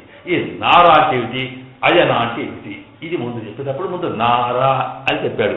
నారా అంటే నేను ఇదివరకే చెప్పాను కదా, ర అంటే నశించేది, రింక్షయే అని ధాతువు అంటే నశించేది అంటే పోయేది అనమాట, ఎప్పటికప్పుడు మారేది అని అర్థం. వస్తువు మారదు, రూపము దాని దశలు మారుతుంటాయి కనుక అది మారేది అని అర్థం. అలాగా నా అంటే కాదు, నరా అంటే ఏది మారేది కాదు, ఎప్పటికీ ఉండేది అని అర్థం. ఎప్పటికీ ఉండేదాన్ని మన వేదాంతంలో నిత్యం అంటాం. మనం నిత్యం అంటే ఏంటి? సత్యం అంటే ఉన్నది, నిత్యం అంటే ఎప్పటికీ ఉండేది. సత్యానికి నిత్యానికి తేడా ఏంటంటే ఉండుడే కాదు, ఎప్పటికి ఉండేది నిత్యం అంటే శాశ్వతం అంటారే, ఇది నిత్యం. ఇది ఉండదంటే అనిత్యం. ఈ శరీరం అంటాం మన శరీరం అనిత్యం కావచ్చు, కానీ పదార్థం ప్రకృతి నిత్యమే. ఇలాగా నిత్యం నరా అంటే ఇది పోకుండా ఉండేటువంటి పదార్థం అని అర్థం అన్నమాట.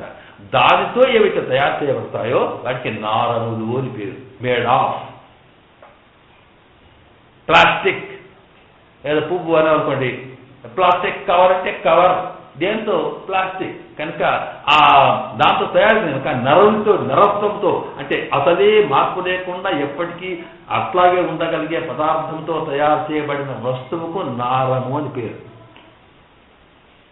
కనుక నారము అంటే అర్థం ఏంటో, అది ఒక వస్తువా అంటే దాంట్లో వ్యాకరణంలో ఈ నర అనేది నార అనేది మారడానికి అక్కడ కొన్ని సూత్రాలు ఉన్నాయి. ఆ మారేటప్పుడు ఏముంటుందంటే ఆ శబ్దాన్ని బట్టి ఏమవుతుందంటే నార అంటే ఒక్క వస్తువే కాదు, అన్ని వస్తువులు అర్థం. బహువచనములో అన్ ప్రత్యయం ఉంది అక్కడ. ఇలా ఈ దీన్ని టోటల్గా గుంపుని గురించి చెప్పాలన్నప్పుడు ఆ అని చేర్చాలి, దానికి దీర్ఘం తీసుకురావాలి అని శాస్త్రం ఉంది. నా అనడానికి దాన్ని పొడుగు చేయండి, తర్వాత నర్ అనవే ఆ చేర్చండి, చేర్చినటువంటి నారాల్సిందంటే దీని అర్థం ఏంటి తెలుసా? నారాను పొడుగు చేసేలా చేస్తే అది గుంపు అని అర్థం, ఒకటి కాదు, దానికి టోటల్ పిరల్ అని అర్థం అంటే అది ఆ చర్చలకు. ఎందుకంటే శాస్త్రం అదిగా కనుక నారా అనేటప్పటికి ఏమర్థం చేసినారు అంటే ఎట్టి పరిస్థితుల్లో కూడా నశించకుండా ఉండే పదార్థంతో తయారు చేయబడిన రకరకాల వస్తువుల యొక్క గ్రూప్స్. రకరకాల వస్తువుల గ్రూప్స్ అని ఎందుకు అంటున్నామంటే వస్తువు కట్టున్నా అలాంటి ఎన్నో ఉంటాయి. మనిషి ఒకటి కాదు, ఎంతమంది మనుషులు, పశువులుంది, పక్షులుంది, ఇలాగా ఎన్ని ఉన్నాయో చెప్పలే, మనం అనంతం లెక్క పెట్టడానికి వీలు లేదు. అలాంటి వాటి కనుక అసలు నార అంటే ఈ వస్తువుల యొక్క ఇది. ఆయన అంటే అర్థం ఏమిటి? వీటి లోపల ఉన్నవాడు, వీటి పైన ఉన్నవాడు అర్థంలో వస్తుంది. అది ఇక్కడ ఆయన ప్రేమించి ప్రపంచంలో ఉండే సకల వస్తువులకి నార అని పేరు వచ్చేసింది ఇక్కడ అనమాట. ఇవన్నీ కూడా నిత్యములు, నిత్యమైన వస్తువులు అన్నాడు. ఈ నిత్యమైనటప్పుడు మనకు ఒక డౌట్ వస్తుంది.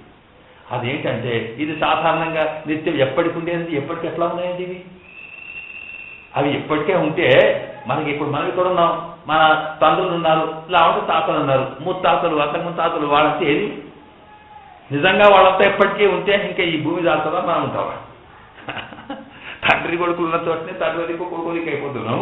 అలాంటిది మరి ఇంకా మాత్రం తాతలు ముత్తాతలు వాడు వీడు మొదలు చిన్న వాళ్ళంతా పెద్ద వస్తువులంతా వాడు 100 ఏళ్ళాడు, 30 ఏళ్ళు, 50 ఏళ్ళాడు, వాడికే కష్టం ఇటు ఉంటే 1000 ఏళ్ళాడు, 2000 ఏళ్ళాడు, 1,00,000 ఏళ్ళవాడు ఇక్కడ ఉంటే వీళ్ళంతా ఎక్కడ ఉంటారు?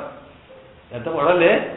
అందువల్ల రిప్లేస్మెంట్ పరమాత్మకి ఎందుకంటే ఉన్న స్థలం కంటేనే మనకు టైం లేదు, టైం ఎందుకు లేదండి, ఉన్న టైం కంటే 24 hours దట్ యాక్టివిటీ బాగా కలిగింది కనుక కదండి ఇంకా చేస్తున్నట్టు కానీ ఉన్న స్థలంలో జనం ఎక్కువైతే ఎట్లాదో ఇక్కడ నాటకం అన్నప్పుడు మరి ఇట్లా పోతూనే ఉంటే వీటిని నిత్యం అంటున్నాం. నిత్యం అంటే ఎప్పుడు ఉండేది కదా అంటే ఈ నిత్యత్వం అనేది ఎప్పటికి ఉండడం అనేది 2 రకాలా అని చెబుతున్నారు. ఒకటి ఏంటంటే ఎప్పటికీ ఉండడం 2 రకాలంటే ఎప్పటికి ఉండేది కొన్ని ఉంటాయి మార్పు లేకుండా. అది ఎవరు అంటే ఇదిగో అక్కడ పరమపదం ఉంటుంది, వైకుంఠ పరమాకాశం అంటుందని. స్వామి ఉన్న చోట ఈ స్వామి సృష్టిలో 2 ఉన్నాయి, ఒకటి లీలా విభూతి అంటే నిత్య విభూతి అని. అది ఎప్పుడు నో చేంజ్, అది ఎప్పుడు పుట్టేది కాదు, ఆ ప్రయాణం అట్లా ఉంటుంది. ఇది మాత్రం ఎప్పుడు ప్రళయం సృష్టి పోతూనే ఉంటుంది కనుక అదొకటి. అట్లాగే అక్కడ ఉండేటువంటి ముక్తులు ఉంటారు, నిత్యాత్మలు ఉంటారు, గరుడు, అనంతుడు, ఆదిశేషుడు ఇలాంటి వాళ్ళు. అలాగే పరమాత్మ స్వయంగా శ్రీమన్నారాయణుడు. అలాగే వారికి ఉండే దివ్యమంగళ విగ్రహం, వారికి ఉండేటువంటి ఆభరణాలు, వారికి ఉండేటువంటి ఇవన్నీ కూడా ఉన్నాయి, అవన్నీ నిత్యములు. అమ్మవార్లు ఏ చూసినా అక్కడి వస్తువులంతా నిత్యం. ఇక ఇక్కడి దాకా వచ్చినా కానీ ఇక్కడ మహత్ అంటే ఇక్కడి నుంచి ఏదైతే చిన్న ప్రకృతి నుంచి ఇది పెద్దగా అవుతుందో అది సృష్టి లక్షణాలు ఉంటాయో అక్కడి చిన్నదంతా కూడా అది అనిత్యం. ఈ సృష్టి లక్షణాల్లో మేము ఏం చేస్తామంటే దీనికి పేరు చిన్న సూక్ష్మంగా ఉన్నది. మన చిన్న విత్తు ఉందనుకోండి, ఆ విత్తు నుంచి మనకు ఎట్లా వస్తుంది? మనం చూసినప్పుడు అది నీళ్ళకు ఉబ్బుతుంది, ఉబ్బిన తర్వాత దాని నుంచి పరుగుతుంది అనేది, దాని నుంచి ఒక చిన్న మొక్క వస్తుంది, దాని చేతి పెరుగుతుంది. అట్లాగే సూక్ష్మ స్థితిలో ఉన్నటువంటి ప్రకృతి అది మహా పెద్దగా అవుతుంది. ఆ దాంట్లో నుంచి ఇంకా వచ్చి అల్లొచ్చి ఒకటి ఉంటుంది అదే బ్రహ్మదేవుడు. ఎందుకంటే వాడికే ఈ ప్రపంచం అంతా అండము అంటాం. అండంలో అండం పగిలితే దానికి పిల్లలు పుట్టినట్టుగా ఆ బ్రహ్మదేవుడు పుట్టాడు అక్కడ. సరే మనకేమో ఏ రూపం అంటే ఆ రూపం పరమాత్మకి ఉన్న లక్షణాన్ని బట్టి అక్కడ 4 భుజములు కలవాడిని అట్లా సృష్టి బ్రహ్మదేవుడు మిగతా సృష్టి చేస్తాడు. ఇదంతా మనకు సృష్టి క్రమంలో ఉంటుంది. ఆ ప్రళయం కూడా అట్లే ఉంటుంది. కోటి మీద కోటి ఆకాశాద్వా యువాయు ఈ పుట్టిన ఆకాశాద్వా యువాయురగ్ని అగ్ని రూప ఇలాగా పుట్టిందే ఈ సృష్టి క్రమం. అయితే ఇక్కడ ఏంటి, ఏదైతే మూల పదార్థం ఉన్నదో అది నిత్యం. అది దాని నుంచి వచ్చిన మార్పులు అవుతున్నాయో ఇవి మార్పు చెందుతున్నాయి. కనుక ఇవి ఎట్లా నిత్యం అంటున్నామంటే దీనికి నిత్యత్వానికి 2 రకాల. అక్కడ దాకా నిత్యం చెప్పి అదే కదే కాదు, వాటి నిత్యమే నిత్య సూర్యవర్గం, నిత్యాత్మలు, ముక్తాత్మలు, పరమాత్మ నిత్యం, నిత్య ఆకాశం అంతా పరమాత్మ అంతా నిత్యమే. కానీ మరి ఇక్కడికి వచ్చినాక ఏముంది, నిత్యము మారుతుంది కదా అన్నప్పుడు ఎంత మారినా అసలు ముద్ద ఏదో చెప్పాను కదా, అంతవరకే మట్టి అయితే మారదు కదా. మట్టితోటి ఎన్ని వస్తువులు చేసినా అని మళ్ళీ మట్టి. ఇది ఎట్లా అవుతుందో ఈ ప్రకృతి కూడా, ఇది ప్రకృతి మాత్రం నిత్యమే. కానీ మరి మిగతా వస్తువులు ఏదో నారములంటే అన్ని రావాలి కదా, దీంట్లో మొత్తం దాంతో మేడా అన్ని రావాలంటే మరి ఇవి ఎట్లా నిత్యములు అంటే దానికి ఏం చేసినారు, నిత్యత్వానికి సామాన్యమైన నిత్యత్వం వేరు, ప్రవాహ రూపత నిత్యత్వం అన్నారు. ఇది ఒక కొత్తగా టెక్నికల్ వర్డ్, మనకు అసలు ఎక్కడ వినం మనం. ఎందుకంటే ప్రవాహ రూపత నిత్యత్వం అంటే ఏమిటి, అది నిత్యమే కానీ ప్రవాహ రూపంలో నిత్యమట. ఈ ప్రవాహ రూపంలో నిత్యం అంటే ఆ మాట అర్థం కావాలంటే మనకు ప్రవాహం గురించి ఆలోచించాలి. ప్రవాహం అంటే నీటి ప్రవాహం. గోదావరి ఉందనుకోండి, ఈ గోదావరిలో నీళ్ళు ప్రవహిస్తున్నాయి. ప్రవహిస్తుంటే మనకు ఏంటి, ఇది ఎన్నడు పుట్టిందో ఎప్పటి నుంచి వస్తుందో గోదావరి ప్రవాహం చేస్తూనే ఉంది. కానీ ఇప్పటికి దాని పేరేంటి, గోదావరి. గోదావరిని మొదలు పేరు పెట్టినప్పుడు అప్పుడున్న నీళ్ళు ఇప్పుడున్నాయా, లేవు. లేవు. ఏ నీళ్ళకైతే గోదావరి పేరు పెట్టి ఆ నీళ్ళే పోయినాయి. ఇప్పుడు దీన్ని గోదావరిని పేరు పెడుతున్నాము. ఆ తర్వాత ఏ 2 ఎక్కడికి ఏ ఏరియాలో పారుతున్నదో ఇక్కడికి ఎక్కడ దాకా గోదావరి. అంటే ఆనాడైన గోదావరి, ఈనాడైన గోదావరి, దాని రూపం అదే, ఆకారం అదే, అంతా అదే ఉంటుంది. కొద్దిగా ఎట్లా ఉన్నది తప్ప మరి ఏమైందంటే ప్రవాహం, ఆ ప్రవాహం లేకున్నా దాని పేరు అదే ఉన్నది, దాని రూపం అదే ఉన్నది, దాని ఆకారం అదే ఉన్నది, తర్వాత ఆ లక్షణాలు అదే ఉన్నాయి. కనుక ఇది అంటే అందులో ఉండే పదార్థములకు మార్పు వచ్చిన, అంటే దాంట్లో ఉండేటువంటి రూపాలకు మార్పు వచ్చినప్పటికీ కూడా ఆ పేరు అదే ఉంటుంది, నామ రూపములు అదే ఉంటే అలాగా మారకుండా ఉంటే దాన్ని మనం ఏమంటామంటే ప్రవాహతో నిత్యత్వం. ప్రవాహం లేదు అంటే అప్పటి నీరు లేదు, కానీ నీరు మాత్రం ఎప్పుడు ఉంటూనే ఉన్నది. దాన్ని ఇంకా సూక్ష్మంలోకి వెళ్తే మనం నీరు ఏమంటున్నాం, ఇక్కడ గోదావరి నీళ్లు ఉంటే నీళ్లు ఉంటాయా, నీళ్ళు ఇప్పుడు ఇక్కడ ఒక నీళ్లు ప్రవాహం వస్తుంది, ఇక్కడ ఒక బిందువు ఉన్నది, నీటి చుక్క, అది ముందుకు వెళ్ళి ఇంకో నీటి చుక్క వచ్చింది, అది ముందుకు వెళ్ళి ఇంకో నీటి వస్తే మనకి మాత్రం ఇక్కడ చుక్క ఉన్నట్టే కనిపిస్తుంది. ఇక్కడ నీళ్లు ఉన్నాయంటే ఆ నీళ్లు ఉన్నాయి, ఇక్కడ ఈ నీళ్ళు పోలే అవుతున్నాయి, అది పోతుంది వచ్చేస్తుంది, కానీ మనకేం కనిపిస్తుందంటే ఇక్కడ మాత్రం నీళ్ళు ఉన్నాయి. కానీ ఆ నీళ్ళు ఇవి కావాలి, మనకి జ్ఞానం దాకా అంత వెళ్తేనే వెళ్దాం. కనుక నీరు ఉండడం నిత్యత్వం, ఆ రూపంలోనే ఉందా అనేది అది. కనుక ఇలాగా ఈ ప్రపంచం యొక్క సృష్టి స్థితి లయలంతా కూడా ఈ రకంగా నిత్యం. అందువల్లే ధాతా యథా పూర్వకల్పయదు అని ఉపనిషత్తు చెబుతుంది కదా. బ్రహ్మదేవుడు మొత్తం వేదంలో ఉన్నట్టే కనిపిస్తున్నాడు. అంటే ఆయన సృష్టి చేసేటప్పటికేంటి ఈ మనిషి, ఉదాహరణకి మనం మనుషులు అంటే మనుషులు మారచ్చు, కానీ ఏ రూపం ఉంటే మనిషి అనేది అది అక్కడ ఉంటుంది. మానవుడు అనగానే ఈ రూపం ఇంకా సాయి లక్షణం. అందులో ఈ ఇప్పుడున్న మనిషి వేరు కావచ్చు, ఆ తర్వాత ఉన్న మనిషి వేరే కావచ్చు. మనిషి అనే రూపం, మనిషి అనే పేరు అది మాత్రం ఎప్పటికీ ఉంటుంది. ఇది పోస్ట్ పర్మనెంట్. ఇది దాంట్లో ఉండేటువంటి పొజిషన్స్ ఇండివిజువల్స్ మారుతారు. టీచర్ పోస్టే, అక్కడ వచ్చిన వాళ్ళ టీచరే, ఆ టీచర్ కాకపోవచ్చు. కనుక పోస్ట్ టీచర్ అది నిత్యత్వం. అయితే అది అందులో ఎందుకు నిత్యత్వం ఉంటుందంటే అది అసలే మార్పులు ఉండకుండా అందులోకి మనుషులు మాత్రమే ప్రవాహత నిత్యత్వం. నీరు మారుతున్నప్పటికీ నీరైతే ఉంది, కానీ ఈ బిందువు కాదు ఆ బిందువు అని ఎట్లా అవుతున్నామో, ఈ రూపం కాదు ఆ రూపం ఎట్లా ఉంటుందో ఈ ప్రవాహత నిత్యత్వం అంటాం. అలాగా అసలు మనిషి మారుడు, పోస్టు మారుడు అంతా అదే అవుతుంది అక్కడ నిత్యత్వం. కనుక ఈ 2 నిత్య పదార్థములు, కనుక అంతా కలిపి నారములు అన్నారు ఇక్కడ. ఇది అందువల్ల నార అర్థమైంది. ఇలాంటి నార మనకి అంటే ఈ తప్పటికీ మనకి రేపు ఇలాగా లోకంలో ఉండే వస్తువులు ఇట్లా ఎక్కడ ఐడియా వస్తుందండి మనకి. పాపం అదేంటి పిల్లలోకాచార్యుల వారు ఎంత కృప అంటే వారికి రాష్ట్రాన్ని వారికి గుర్తుకొచ్చిందన్నమాట. ఏంటి లోకములుండే వస్తువులన్నీ మరొకటి ఉండే నిత్య ప్రవాదాంశములు ఆ వస్తువులను కూడా నారములు అంటే ఏమిటి మళ్ళీ మనకెందుకు బాధ పెట్టాలి, ఏమిటి అనేది మళ్ళీ మెదడుకు ఎందుకు పెట్టాలి, ఆ పిల్లలు బాధపడతారని లిస్ట్ ఇచ్చేశారు.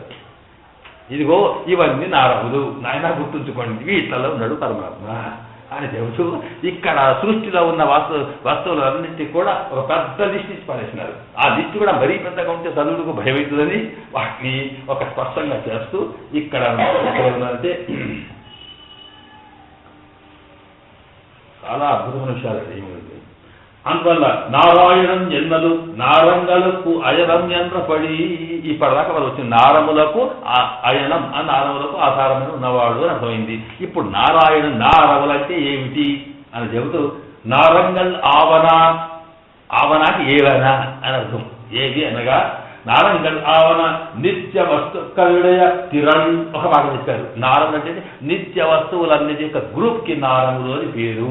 అంటప్పటికీ నిత్య వస్తువులు అనేటప్పటికీ మనకి డౌట్ వచ్చింది. మళ్ళా నిత్య అంటప్పటికీ తిరణ్ అంటే అవి యావన మళ్ళీ అవేమిటంటే జ్ఞాన ఆనంద అమలత్వ ఆదిగలు. ఇక్కడ జ్ఞానము ఆనందం అమల పరమాత్మకు ఉండేటువంటి ఏంటి బేస్గా ఉండేటువంటి లక్షణాలు చెప్పామే. ఆది కలం ఆది అంటే ఇంకా కొన్ని ఆనందం జ్ఞానము ఆనందమే ఇవే కాకుండా ఇంకా చాలా లక్షణాలు ఉన్నాయి స్వామికి, అవన్నీ అన్నమాట. అలాగే జ్ఞాన శక్తి ఆదికళం అన్నారు. అంటే ఇక్కడ ఏంటంటే పరమాత్మకు ఉండేటువంటి స్వరూపంలో ఆ భగవంతునికి ఎన్నో రకాల గుణాలంటే జ్ఞాన ఆనందం అనేది అతని యొక్క అతని యొక్క తత్వం. అతనికి గుణాలు ఏమిటంటే ఆ తత్వానికి ఇప్పుడు ఉదాహరణకి దీపం అన్నది వెలుగు తత్వం ఉంది, కానీ వెలుగు అని దాని గుణం అని ఎట్లా వస్తుందో ఇక్కడ జ్ఞానస్వరూపమైన పరమాత్మ సర్వజ్ఞుడైన అతనికి ఆత్మకుండే గుణాలు ఏమిటంటే జ్ఞాన శక్తి ఆదికడం అన్నారు. శక్తి ఆదికడం అంటే ఆది అంటే మొదలవి. అంటే పరమాత్మకి ఆత్మకి ఎన్నో గుణాలు ఉంటాయి. ఆ పరమాత్మ స్వరూపంలో ఎన్ని గుణాలున్నా వాటినన్నింటినీ లెక్క పెట్టకుండా ఓ 2 పేర్లు చెప్పాడు. అసలు వాటిని అన్ని గుణములు కలిపి మన విష్ణు పురాణంలో మనకి ఏం చేసినారంటే 6 గుణాలని లెక్క పెట్టారు. అన్నిటికీ 6 ముఖ్యం, ఇందులో నుంచి మిగతా గుణములన్నీ వస్తాయి అని చెబుతూ దానికి ఇక్కడ ఏం చెప్తున్నారంటే ఇక్కడ జ్ఞాన ఆనంద సకల గుణం ఇక్కడ జ్ఞాన శక్తి సరే ఇక్కడ ఎక్కడ ఉన్నాయి ఇప్పుడంటే జ్ఞాన శక్తి బల వీర్య తేజస్సు ఇలాంటివి 6 ఉన్నాయి ఇక్కడ. అంటే ఈ 6 గుణములు ఏవైతే ఉన్నాయో ఇవే అన్ని షాడ్గుణ్యములు అంటాం. షాడ్గుణ్యములు అంటే ఆ గుణములకే భగ అని పేరు. అవి కలవాడు కనుక భగవాన్ అని చెప్పి జ్ఞానం అంటే ఏమిటి, శక్తి అంటే ఏమిటి, బలం అంటే ఏమిటి, వీర్యం అంటే ఏమిటి, తేజస్సు అంటే ఏమిటి, ఇంకే ఇలాంటి చెబుతూ వాటిని వివరిస్తారనమాట. ఈ 6 గుణాలకు ఈ ఆత్మకు గుణములు కనుక జ్ఞాన శక్తాదికలు ఇవి నారములనే పేరు అని చెబుతూ ఆ తర్వాత వాత్సల్య సౌశీల్య ఆదిహళు అన్నాడు. అంటే ఇప్పుడు ఈ ఆత్మకు ఉండేటువంటి లక్షణాల్లో సాధారణంగా స్వరూపానికి ఉండేటువంటి గుణములే కాకుండా దానికి ఉండేటువంటి వేరే గుణాలు ఏమిటి ఉన్నాయో వాటి చెప్తే వాత్సల్యం సౌలభ్యం, స్వామికి వాత్సల్యం సౌలభ్యం స్వామిత్వం, ఆ తర్వాత ఇక ఎన్నో రకాల సౌశీల్యం అనే గుణాలు ఉన్నాయి. అంటే ఏమిటో మనం చెప్తారు తర్వాత. ఇప్పుడు మనం దాన్ని వివరించడం లేదు, మనకంటే వాత్సల్యం ఏంటి సౌశీల్యం ఏంటి అనుకుంటున్నాం మనం. జస్ట్ మనకు లిస్ట్ ఇచ్చాడు, ఆ తర్వాత డీటెయిల్స్ తర్వాత ఇస్తాడు. ఇలాగ శరీరానికి ఉండేటువంటి లక్షణాలు ఇచ్చి తర్వాత తిరుమేనియం అంటే వారి యొక్క దివ్యమంగళ విగ్రహం కూడా నారమే. అంటే ఇంతకు ముందు చెప్పినవన్నీ ఆత్మకు సంబంధించినవి అర్థం. ఇక్కడ శరీరం గురించి చెప్పలేదు, ఆ లోపల ఇవన్నీ వాత్సల్య సౌకర్యం అని చెప్పారు. లోపల ఉన్న ఆత్మస్వరూపం, ఆ తర్వాత శరీరం. ఆ శరీరానికి వచ్చేటప్పటికి దానికి కొన్ని గుణములు ఉంటాయి. ఏమిటి? కాంతి సౌకుమార్యాదిహళం. మన బాడీకి ఉండేటువంటి శరీరానికి ఉండే లక్షణాలు ఉన్నాయి. బాగా తేజస్సు ఉండడం, మెత్తగా ఉండడం, దొడ్డుగా ఉండడం, రఫ్గా ఉండడం, ఇలాంటి లక్షణాలు కూడా ఉంటాయే. ఇవన్నీ బాడీకి సంబంధించినటువంటి లక్షణాలు కనుక కాంతి సౌకుమార్యాది మొదలుగున్నటువంటి ఆది ఇంకా ఎన్నో లక్షణాలు బాడీకి ఉన్నాయి. ఇవి నారములే అని చెప్పి దివ్య భూషణంగలం ఇక తర్వాత మనకు నగలు ఎట్లాగో వారికి కూడా నగలు ఉన్నాయి కనుక అలంకార శంఖం చక్రం ఇవన్నీ ఉన్నాయి కదా, ఇవన్నీ కూడా నారములే. దివ్య ఆయుధంగళం ఆయుధములంట. అక్కడ శంఖ చక్రాలు ఏవైతే ఉన్నాయో స్వామికి అవి ఆయుధాల్లాగా పనిచేస్తాయి, ఆభరణాల్లాగా పనిచేస్తాయట. వారు ఎప్పుడు ఇట్లా పెట్టుకొని కూర్చుంటే అక్కడ ఎంత బాగా శంఖ చక్రం లేకపోతే దేవుడే అనిపించదు మనకు. వెంకటేశ్వర స్వామిని తప్పకుండా శంఖ చక్రం ఉండాలి. శంఖ చక్రమే కాదు, వారికి వచ్చేతలను కాకుండా పెట్టే నామం కూడా ఎట్లా ఉండాలో. ఇంత చేసి ఇంత పాదం పెట్టామనుకో, ఇది వెంకటేశ్వర స్వామి పిలుస్తున్నారు. మంచిగా ఇట్లా వచ్చి ఇట్లా చేస్తేనే వెంకటేశ్వర స్వామి. ఏ దేవుడికైనా ఇట్లా పెట్టి నువ్వు నరసింహస్వామికి పాదాలు పెట్టేవారంటే కానీ ఆ వెంకటేశ్వర స్వామికి ఇట్లా పెట్టి ఇట్లా మనలాగా పెట్టి పాదం పెట్టేవారుకో, ఇది వెంకటేశ్వర స్వామి కాదు.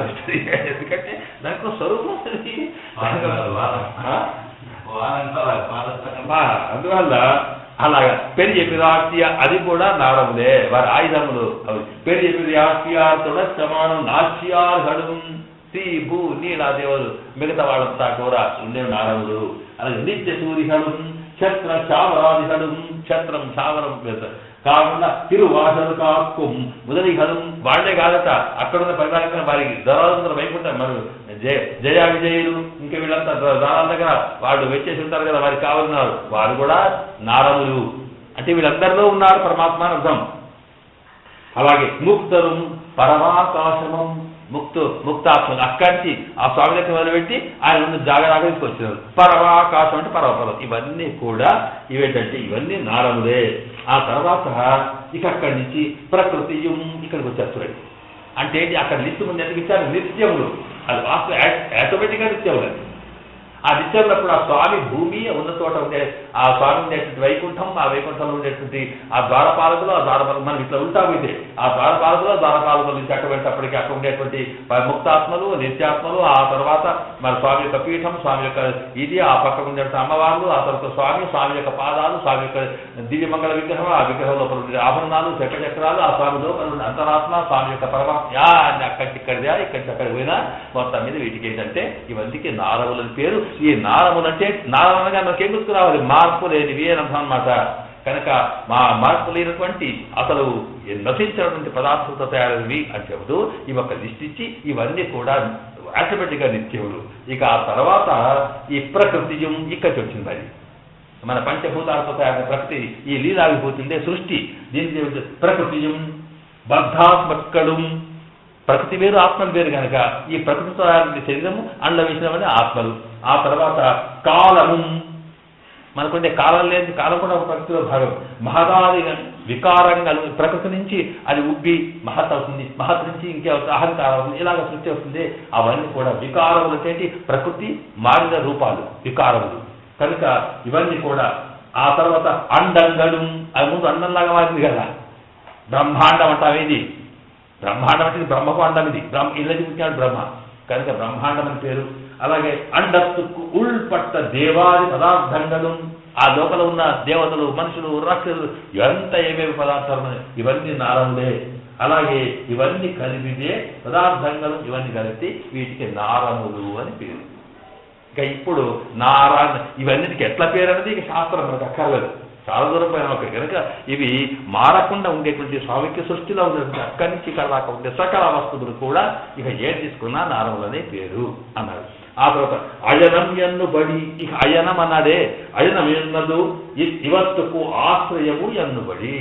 అయనం అంటే నారములకు అయనం. అయనం అంటే ఆశ్రయము. ఆశ్రయం అంటే సపోర్ట్, స్థానం. ఆశ్రయం అంటే ఏంటి? స్థానం. నాకు ఆశ్రయం ఎక్కడ అయినా ఒక ఆశ్రయం ఉంటే బాగుందంటే ఎవరైనా ఒక సపోర్ట్ ఇస్తామంటే ఉండడానికి అవకాశం ఇచ్చి ఉంటే బాగుందన్నమాట. ఆశ్రయం అంటే స్థానం, ఉనికికి పనికొచ్చేది, ఆధారమైనటువంటి దానికి ఆశ్రయం. వీటన్నిటికీ కూడా ఆశ్రయమట. అంటే ఏంటి? ఇవన్నీ ఎక్కడ ఉండాలో అది అయనం, అది లేకపోతే ఉండవు. కనుక నారాయణ ఇప్పుడు ఏమర్థమైపోయింది అంటే వీటన్నిటికీ కూడా అసలు ఆశ్రయం అంటే ఆధారం, సపోర్ట్ అనమాట. ఆయన లేకపోతే ఇవన్నీ మనంతా దాంట్లోనే ఉంటాం. కనుక ఇక్కడ ఏమైపోయింది? ఈ ఆధారం అనేటువంటిది చెప్పేటప్పుడు నారాయణం. ఈ అయనం అనే మాటకి 2 రకాలు చేస్తారు. దాంట్లో అయనం అంటే మరి ఆధారం ఉన్నప్పుడు ఎట్లా ఆధారం? మనకు సపోర్ట్ ఉండాలంటే ఏంటి? మన సపోర్ట్ ఉండాలంటే అది లోపల ఉండి, సాధారణంగా బయట ఉండే ఒక వస్తువు ఉండాలంటే దాని లోపల ఉంటే సపోర్ట్. సపోర్ట్ అనేది ఎట్లా ఉంటుందంటే మీద చెత్త తాగాలంటే కింద నుంచి సపోర్ట్ అనేది లోపల ఉంటుందా? మీద స్తంభం పెట్టి కింద చెత్త పెట్టే కాదు, అట్లా కాదు. కనుక ఆయన లోపల ఉంటాడు ఆయన అయనం అంటే. అట్లాగే మరి దాన్ని పడిపోకుండా పట్టుకోవడం ఉంటుంది, అది అయనమే. కనుక నారాయణ అంటే అంతర్బహిష్ట సర్వము కూడా ఆధారముగా ఉన్నవాడు అని అర్థం అన్నమాట. ఇక్కడ నారాయణ అనే శబ్దానికి ఒట్టి వర్డ్ మీనింగ్ చెప్పాడు. నారము, రా అంటే నశించేది, నా కాదు, నర నశించేది కాదు, అలాంటి వాటితో తయారైన వస్తువు నారము, అలాంటిది ఒకటి కాదు, అదొక పెద్ద గ్రూపు. ఆ ఏం గ్రూప్ అది ఇక్కడ చగడ వెలిసించాడు. అక్కడి నుంచి పరమాత్మ దగ్గరికి మొదలుకొని మన దాకా ఈ లోకంలో ఉండే వస్తువులన్నీ కూడగట్టి నారములు అంటాము.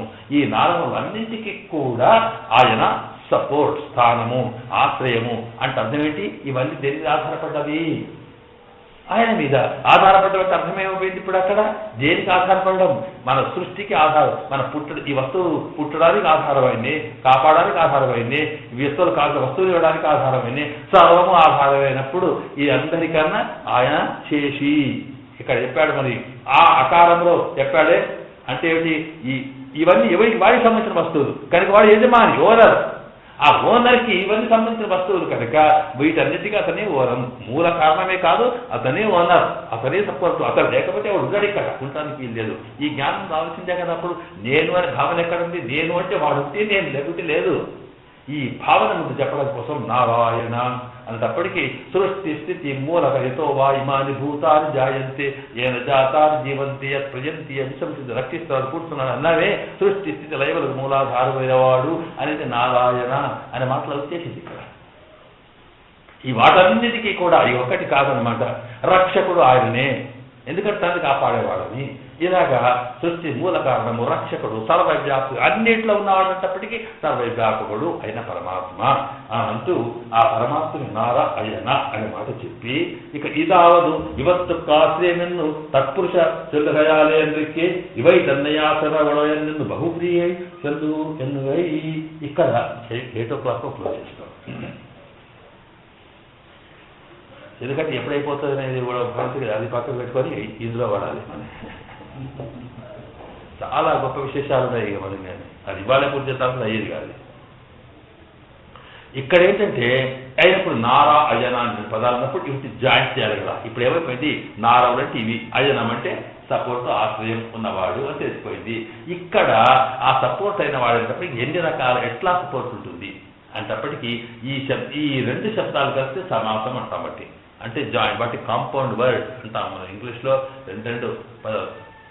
ఇప్పుడు వెల్కమ్ ఉందనుకోండి, వెల్కమ్ అనేది ఒక కాంపౌండ్ వర్డ్. వెల్ అంటే మంచిగా, కమ్ అంటే చాలా సంతోషం, సుస్వాగతం, దానికి ఆగతం సుస్వాగతం, బాగా రమ్మన్నట్టు. కానీ ఇది కాంపౌండ్ వర్డ్. 2 వెల్ అంటే అర్థమైంది, కమ్ అంటే అర్థమైంది, ఇది 2 కలిసినాక ఇంకేం అర్థమైంది, ఇది సమాసం. అలాగే ఇక్కడ కూడా నారములు అంటే అర్థం చెప్పినాం, అజనం అంటే చెప్పినాం. ఈ 2 కలిసి ఏమర్థమవుతుంది అంటప్పుడు ఆ 2 కలిపినప్పుడు మనకు 2 రకాల అర్థాలు వస్తాయి తత్వ విడదీస్తే అని. ఒకటి దాన్ని ఈ సమాసముల్లో తత్పురుష సమాసం అని ఒకటి ఉంటుంది, బహువ్రీహి సమాసం అని ఒకటి ఉంటుంది. తెలుగు మనకు తెలుసు అనుకోండి. అంటే ఏమిటి తెలియాలి. ఇప్పుడు ఎందుకంటే మనకేదో తెలుగు క్లాసులోనూ ఇంకే క్లాసులో తత్పురుష సమాసం ఇది ఇంటి ఉంటుంది, రామమానవరాముడి యొక్క మానవరాముడి భావం చెప్పేసి అయిపోయింది. బహువ్రీహి అంటే ఏదో కలవాడు, కల పెట్టుకో, బహువ్రీహి గుర్తుపట్టుకో అర్థమైంది. అసలు ఏంటి బహువ్రీహి, ఎందుకు పేరు దీనికి తత్పురుషాన్ని ఎందుకు పేరు అని కూడా అది అర్థమైతేనే ఇక్కడ ఈ వేదాంతం అవుతుంది. అక్కడ ఏంటి ఆ 2 కలిసినప్పుడు ఏంటి? తత్పురుష అంటే అర్థం ఏంటంటే దానికి సంబంధించిన పురుషుడు అంటే అర్థం ఏంటి? ఇక్కడ సాధారణంగా ఒక సమాసంతో 2 కలిపింది సమాసం అవుతుంది. ఒట్టిగా కలిపితే సంధి. ఒక ట్రైన్లో కంపార్ట్మెంట్స్కి ఒకదానికొకటి కొలికి వేస్తే అదేమైందంటే అది సంధి. ఎందుకంటే అవి ఈ డబ్బా వేరు, ఆ డబ్బా వేరు, దీంతో దానికి సంబంధం లేదు, జస్ట్ జాయింట్, అది సంధి. సమాసం అంటే మొత్తం పాలలో నీళ్లలో పాలు కలుస్తున్నట్టుగా అది వస్తువు కలుస్తుంది, దాని అర్థము మారుతుంది అనమాట. ఇలా కల్పించేదే సమాసం. భిన్నమైనటువంటి పదాలని భిన్న అర్థములు గల వాటిని ఒక కొత్త శబ్దంగా కొత్త అర్థంగా చేస్తే దాని సమాసం అంటాం. అలా కలపడం అనేది మిక్స్ అప్ చేయడం అనమాట. ఇక్కడేమైపోయింది?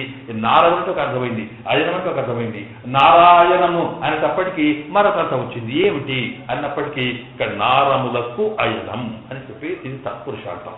తత్పురుషలో ఏంటి దుమ్ములు వ్యక్తి ప్రత్యయాలతో ప్రథమ తత్పురుష, ద్వితీయ తత్పురుష అంటే అర్థం ఏంటి? ఇక్కడ ఉత్తర పద ప్రధానం తత్పురుష. 2 పదాలుంటే మొదటి పదం ఏదైతే ఉంటుందో ఆ పదవునికి 2వ పదం ఏదైతే మీనింగ్ వస్తుందో అసలు శబ్దానికి ఆ మీనింగ్ ప్రధానంగా వస్తుంది. ఇప్పుడు ఉదాహరణకి పండితులు పాట చెప్తారు అనుకోకండి, చెప్పకపోతే కదా ఇంటితో పండితులు ఉన్నప్పుడు వాళ్ళ దగ్గర సమాసాలు ఎప్పుడు కాకండి. కానీ బేస్ వెళ్ళాలి, వెళ్ళకపోతే కుదరదు. ఆ మీనింగ్ అసలు ఏంటి ఎందుకొరకు అంటే ఇక్కడ తత్పురుష అనేటప్పటికీ అక్కడేంటి 2 పదాలు ఉంటే దీంట్లో రామబాణం ఉందనుకోండి. రాముడు, రామానికి రాముడు అంటాం, బాణం అంటే బాణం అంటాం. రాముడు అంటే బలరాముడు కావచ్చు, రాముడు అంటే ఏదో దశరథ రాముడు కావచ్చు, రాముడు అంటే తోట రాముడు కావచ్చు, ఏ రాముడు అన్నా కావచ్చు. ఈ బాణం అనేటప్పుడు బాణం అంటే ఏ బాణం అన్నా కావచ్చు కదండి. వీడి బాణం, వాడి బాణం, అర్జునుడి బాణం, వీడి బాణం కావచ్చు. కనుక బాణం అంటే ఒక వస్తువు పేరు, ఇలా పొడుగా ఉండేది. రాముడు అంటే ఒక వ్యక్తి పేరు. కానీ రామ బాణం 2 కలిపిన తర్వాత అది 3rd థింగ్, అంటే 3వ వస్తువు పేరు వచ్చింది ఇక్కడ. ఇక్కడ ఏమైందంటే రాముడు కాదు, ఇది బాణం కాదు, కానీ రాముడి బాణం అంటప్పుడు ఆ బాణమే ప్రధానం. ఇదేవారు దేశం దీనికి ఓనర్ రాముడు అనేటప్పటికీ ఆ రామ బాణం అనేది 3వ వస్తువు. ఒట్టి బాణం వేరు, రాముడు వేరు, రామ బాణం వేరు. కనుక ఇక్కడ ఈ అయినప్పుడు ఏమైందంటే ఈ రెండింటి కలిపేటప్పుడు సమాసం అయితే ఈ రెండింటిలో ఆ వస్తువు దేని గురించి చెప్తుంది? రాముడి గురించి చెప్తుందా, బాణం గురించి చెప్తుందా? అంటే రామబాణం అనే మాటలో రాముడి గురించి కాదు, బాణం గురించి చెప్తుంది. ఇది బాణమే, ఆ వస్తువు బాణమే, కానీ ఎవడో దానికి కూడా కలిసి చెప్పింది కనుక ఇది రామ బాణం అనే దాంట్లో 2వ ఉత్తర పద ప్రధానం కనుక దాని యాక్చువల్గా చేరే మీనింగ్ ఏదో ఉందో దాన్ని ఉత్తర పద ప్రధానము అంటాము ఇక్కడ. ఇది తత్పురుషం. ఆ మాటలోనే తత్పురుషుడు, ఆడికి బట్టి పురుషుడు అన్నమాట. ఇక్కడ ఈ 2వ మాటకే ప్రాధాన్యం వస్తుంది.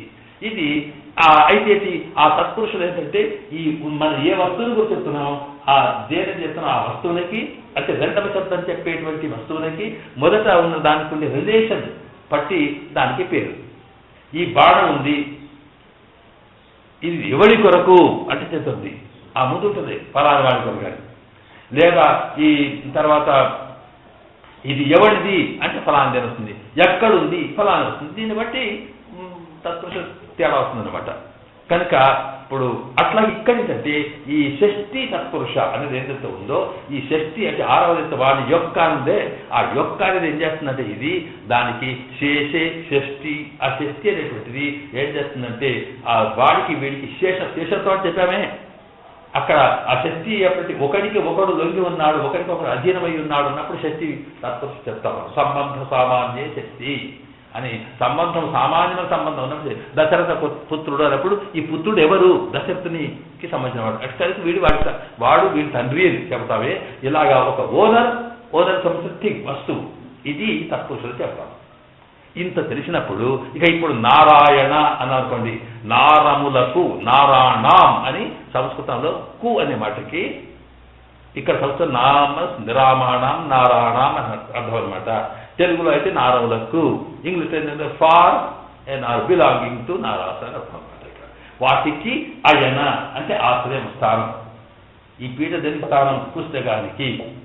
అంటే దీనికి దానికి ఏ సంబంధం ఉంది ఇక్కడ అంటే ఆశ్రయనీయ సంబంధం. అంటే ఏంటి? ఇది సపోర్టు, అది సపోర్ట్ ఇచ్చేది.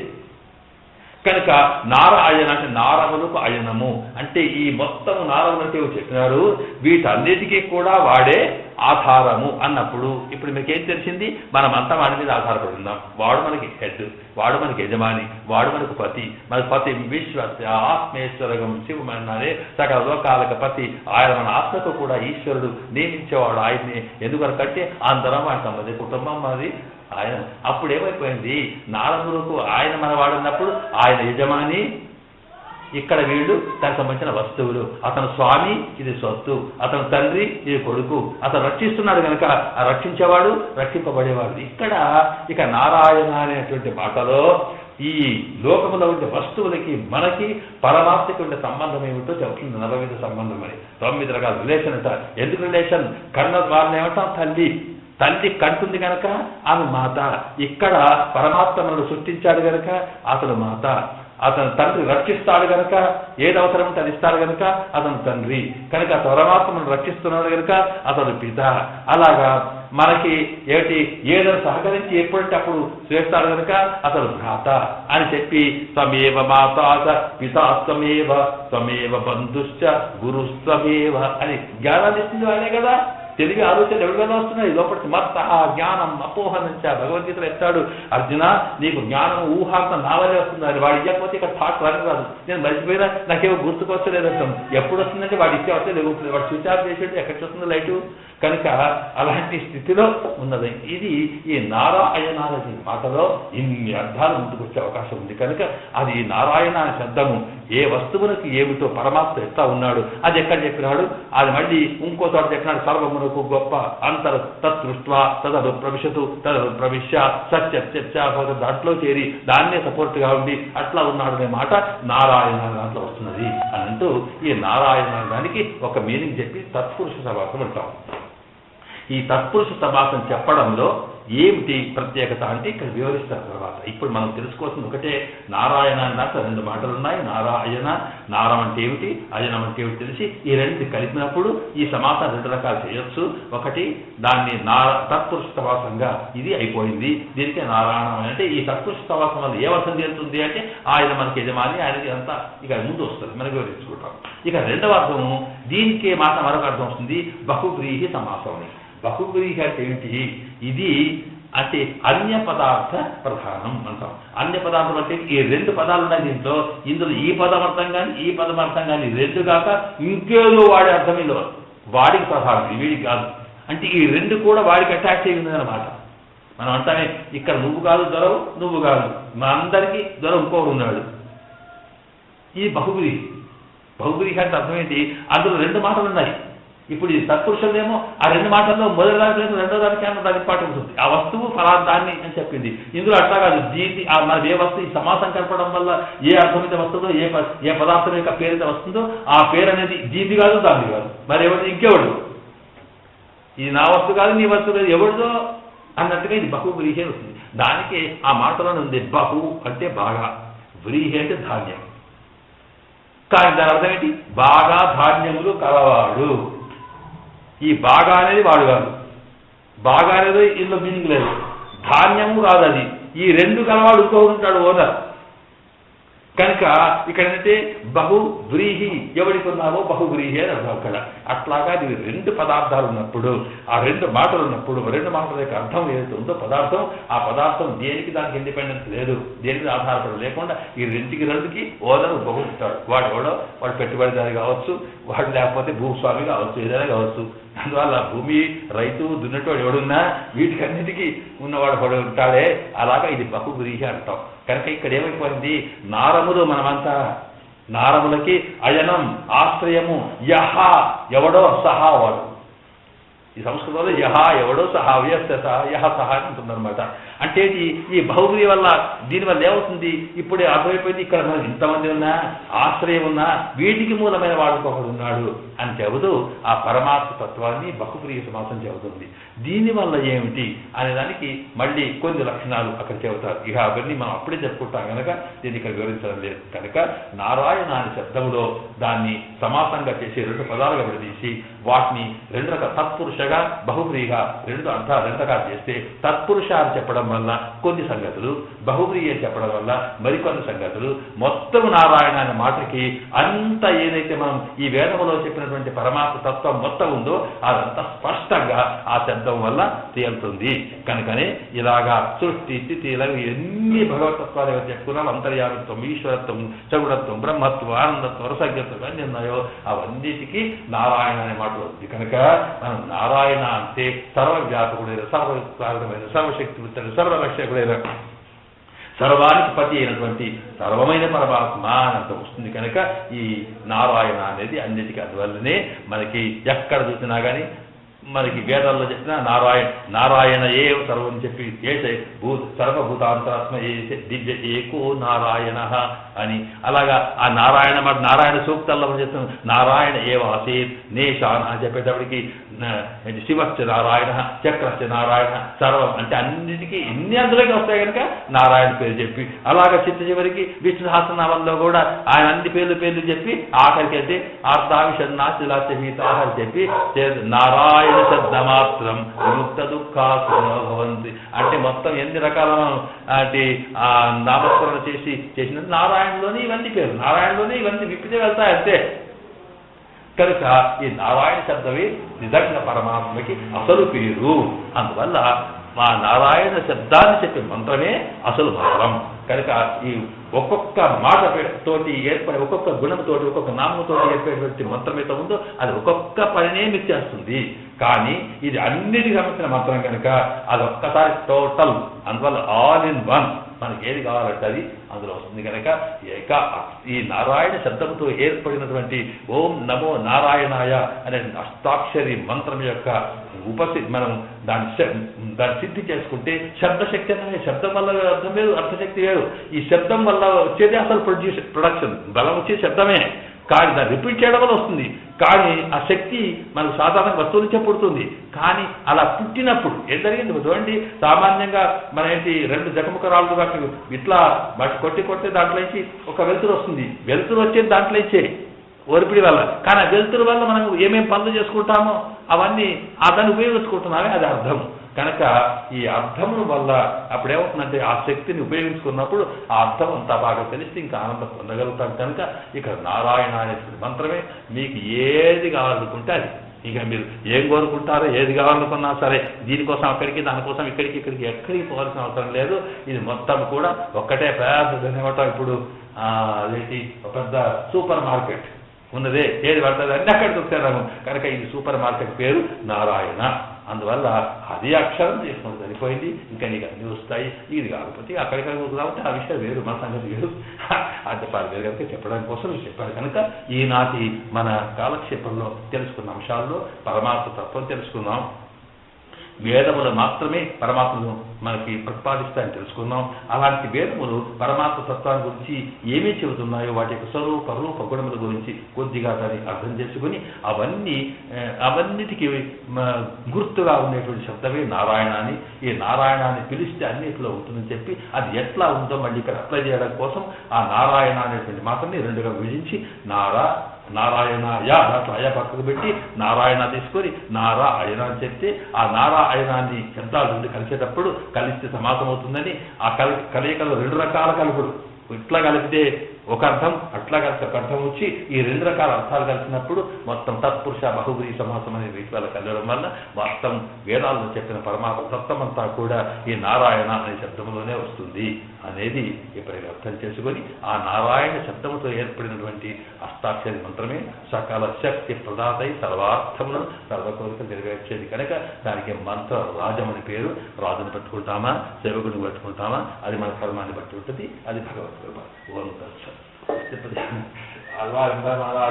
సమస్త పరివారాయ సర్వం విగ్రహాయ శ్రీమతే నారాయణ కేశవాయ నారాయణాయ వాసుదేవాయ భగవో దేవసూర్యోమనాయ సమస్త పరివారాయ సర్వం విగ్రహాయ యస్కాంతాయ కళ్యాణ జయనాం శ్రీ వెంకటనివాసాయ నివాసాయ మంగళం శ్రీకుంఠవృత్తాయ స్వామిష్ణుని మంగళాచార్య పురోగమి సర్వైచ పూర్వే రాజ్యాయ అస్తు మంగళం సమస్త ప్రజాభ్యా పరిపాలనాయ మార్గే మహిమహేషా గోబ్రాహ్మణేషు శ్లోకా సమస్తాత్మ నిరక్షపద పృష్టమాత్ర దేవ నారాయణ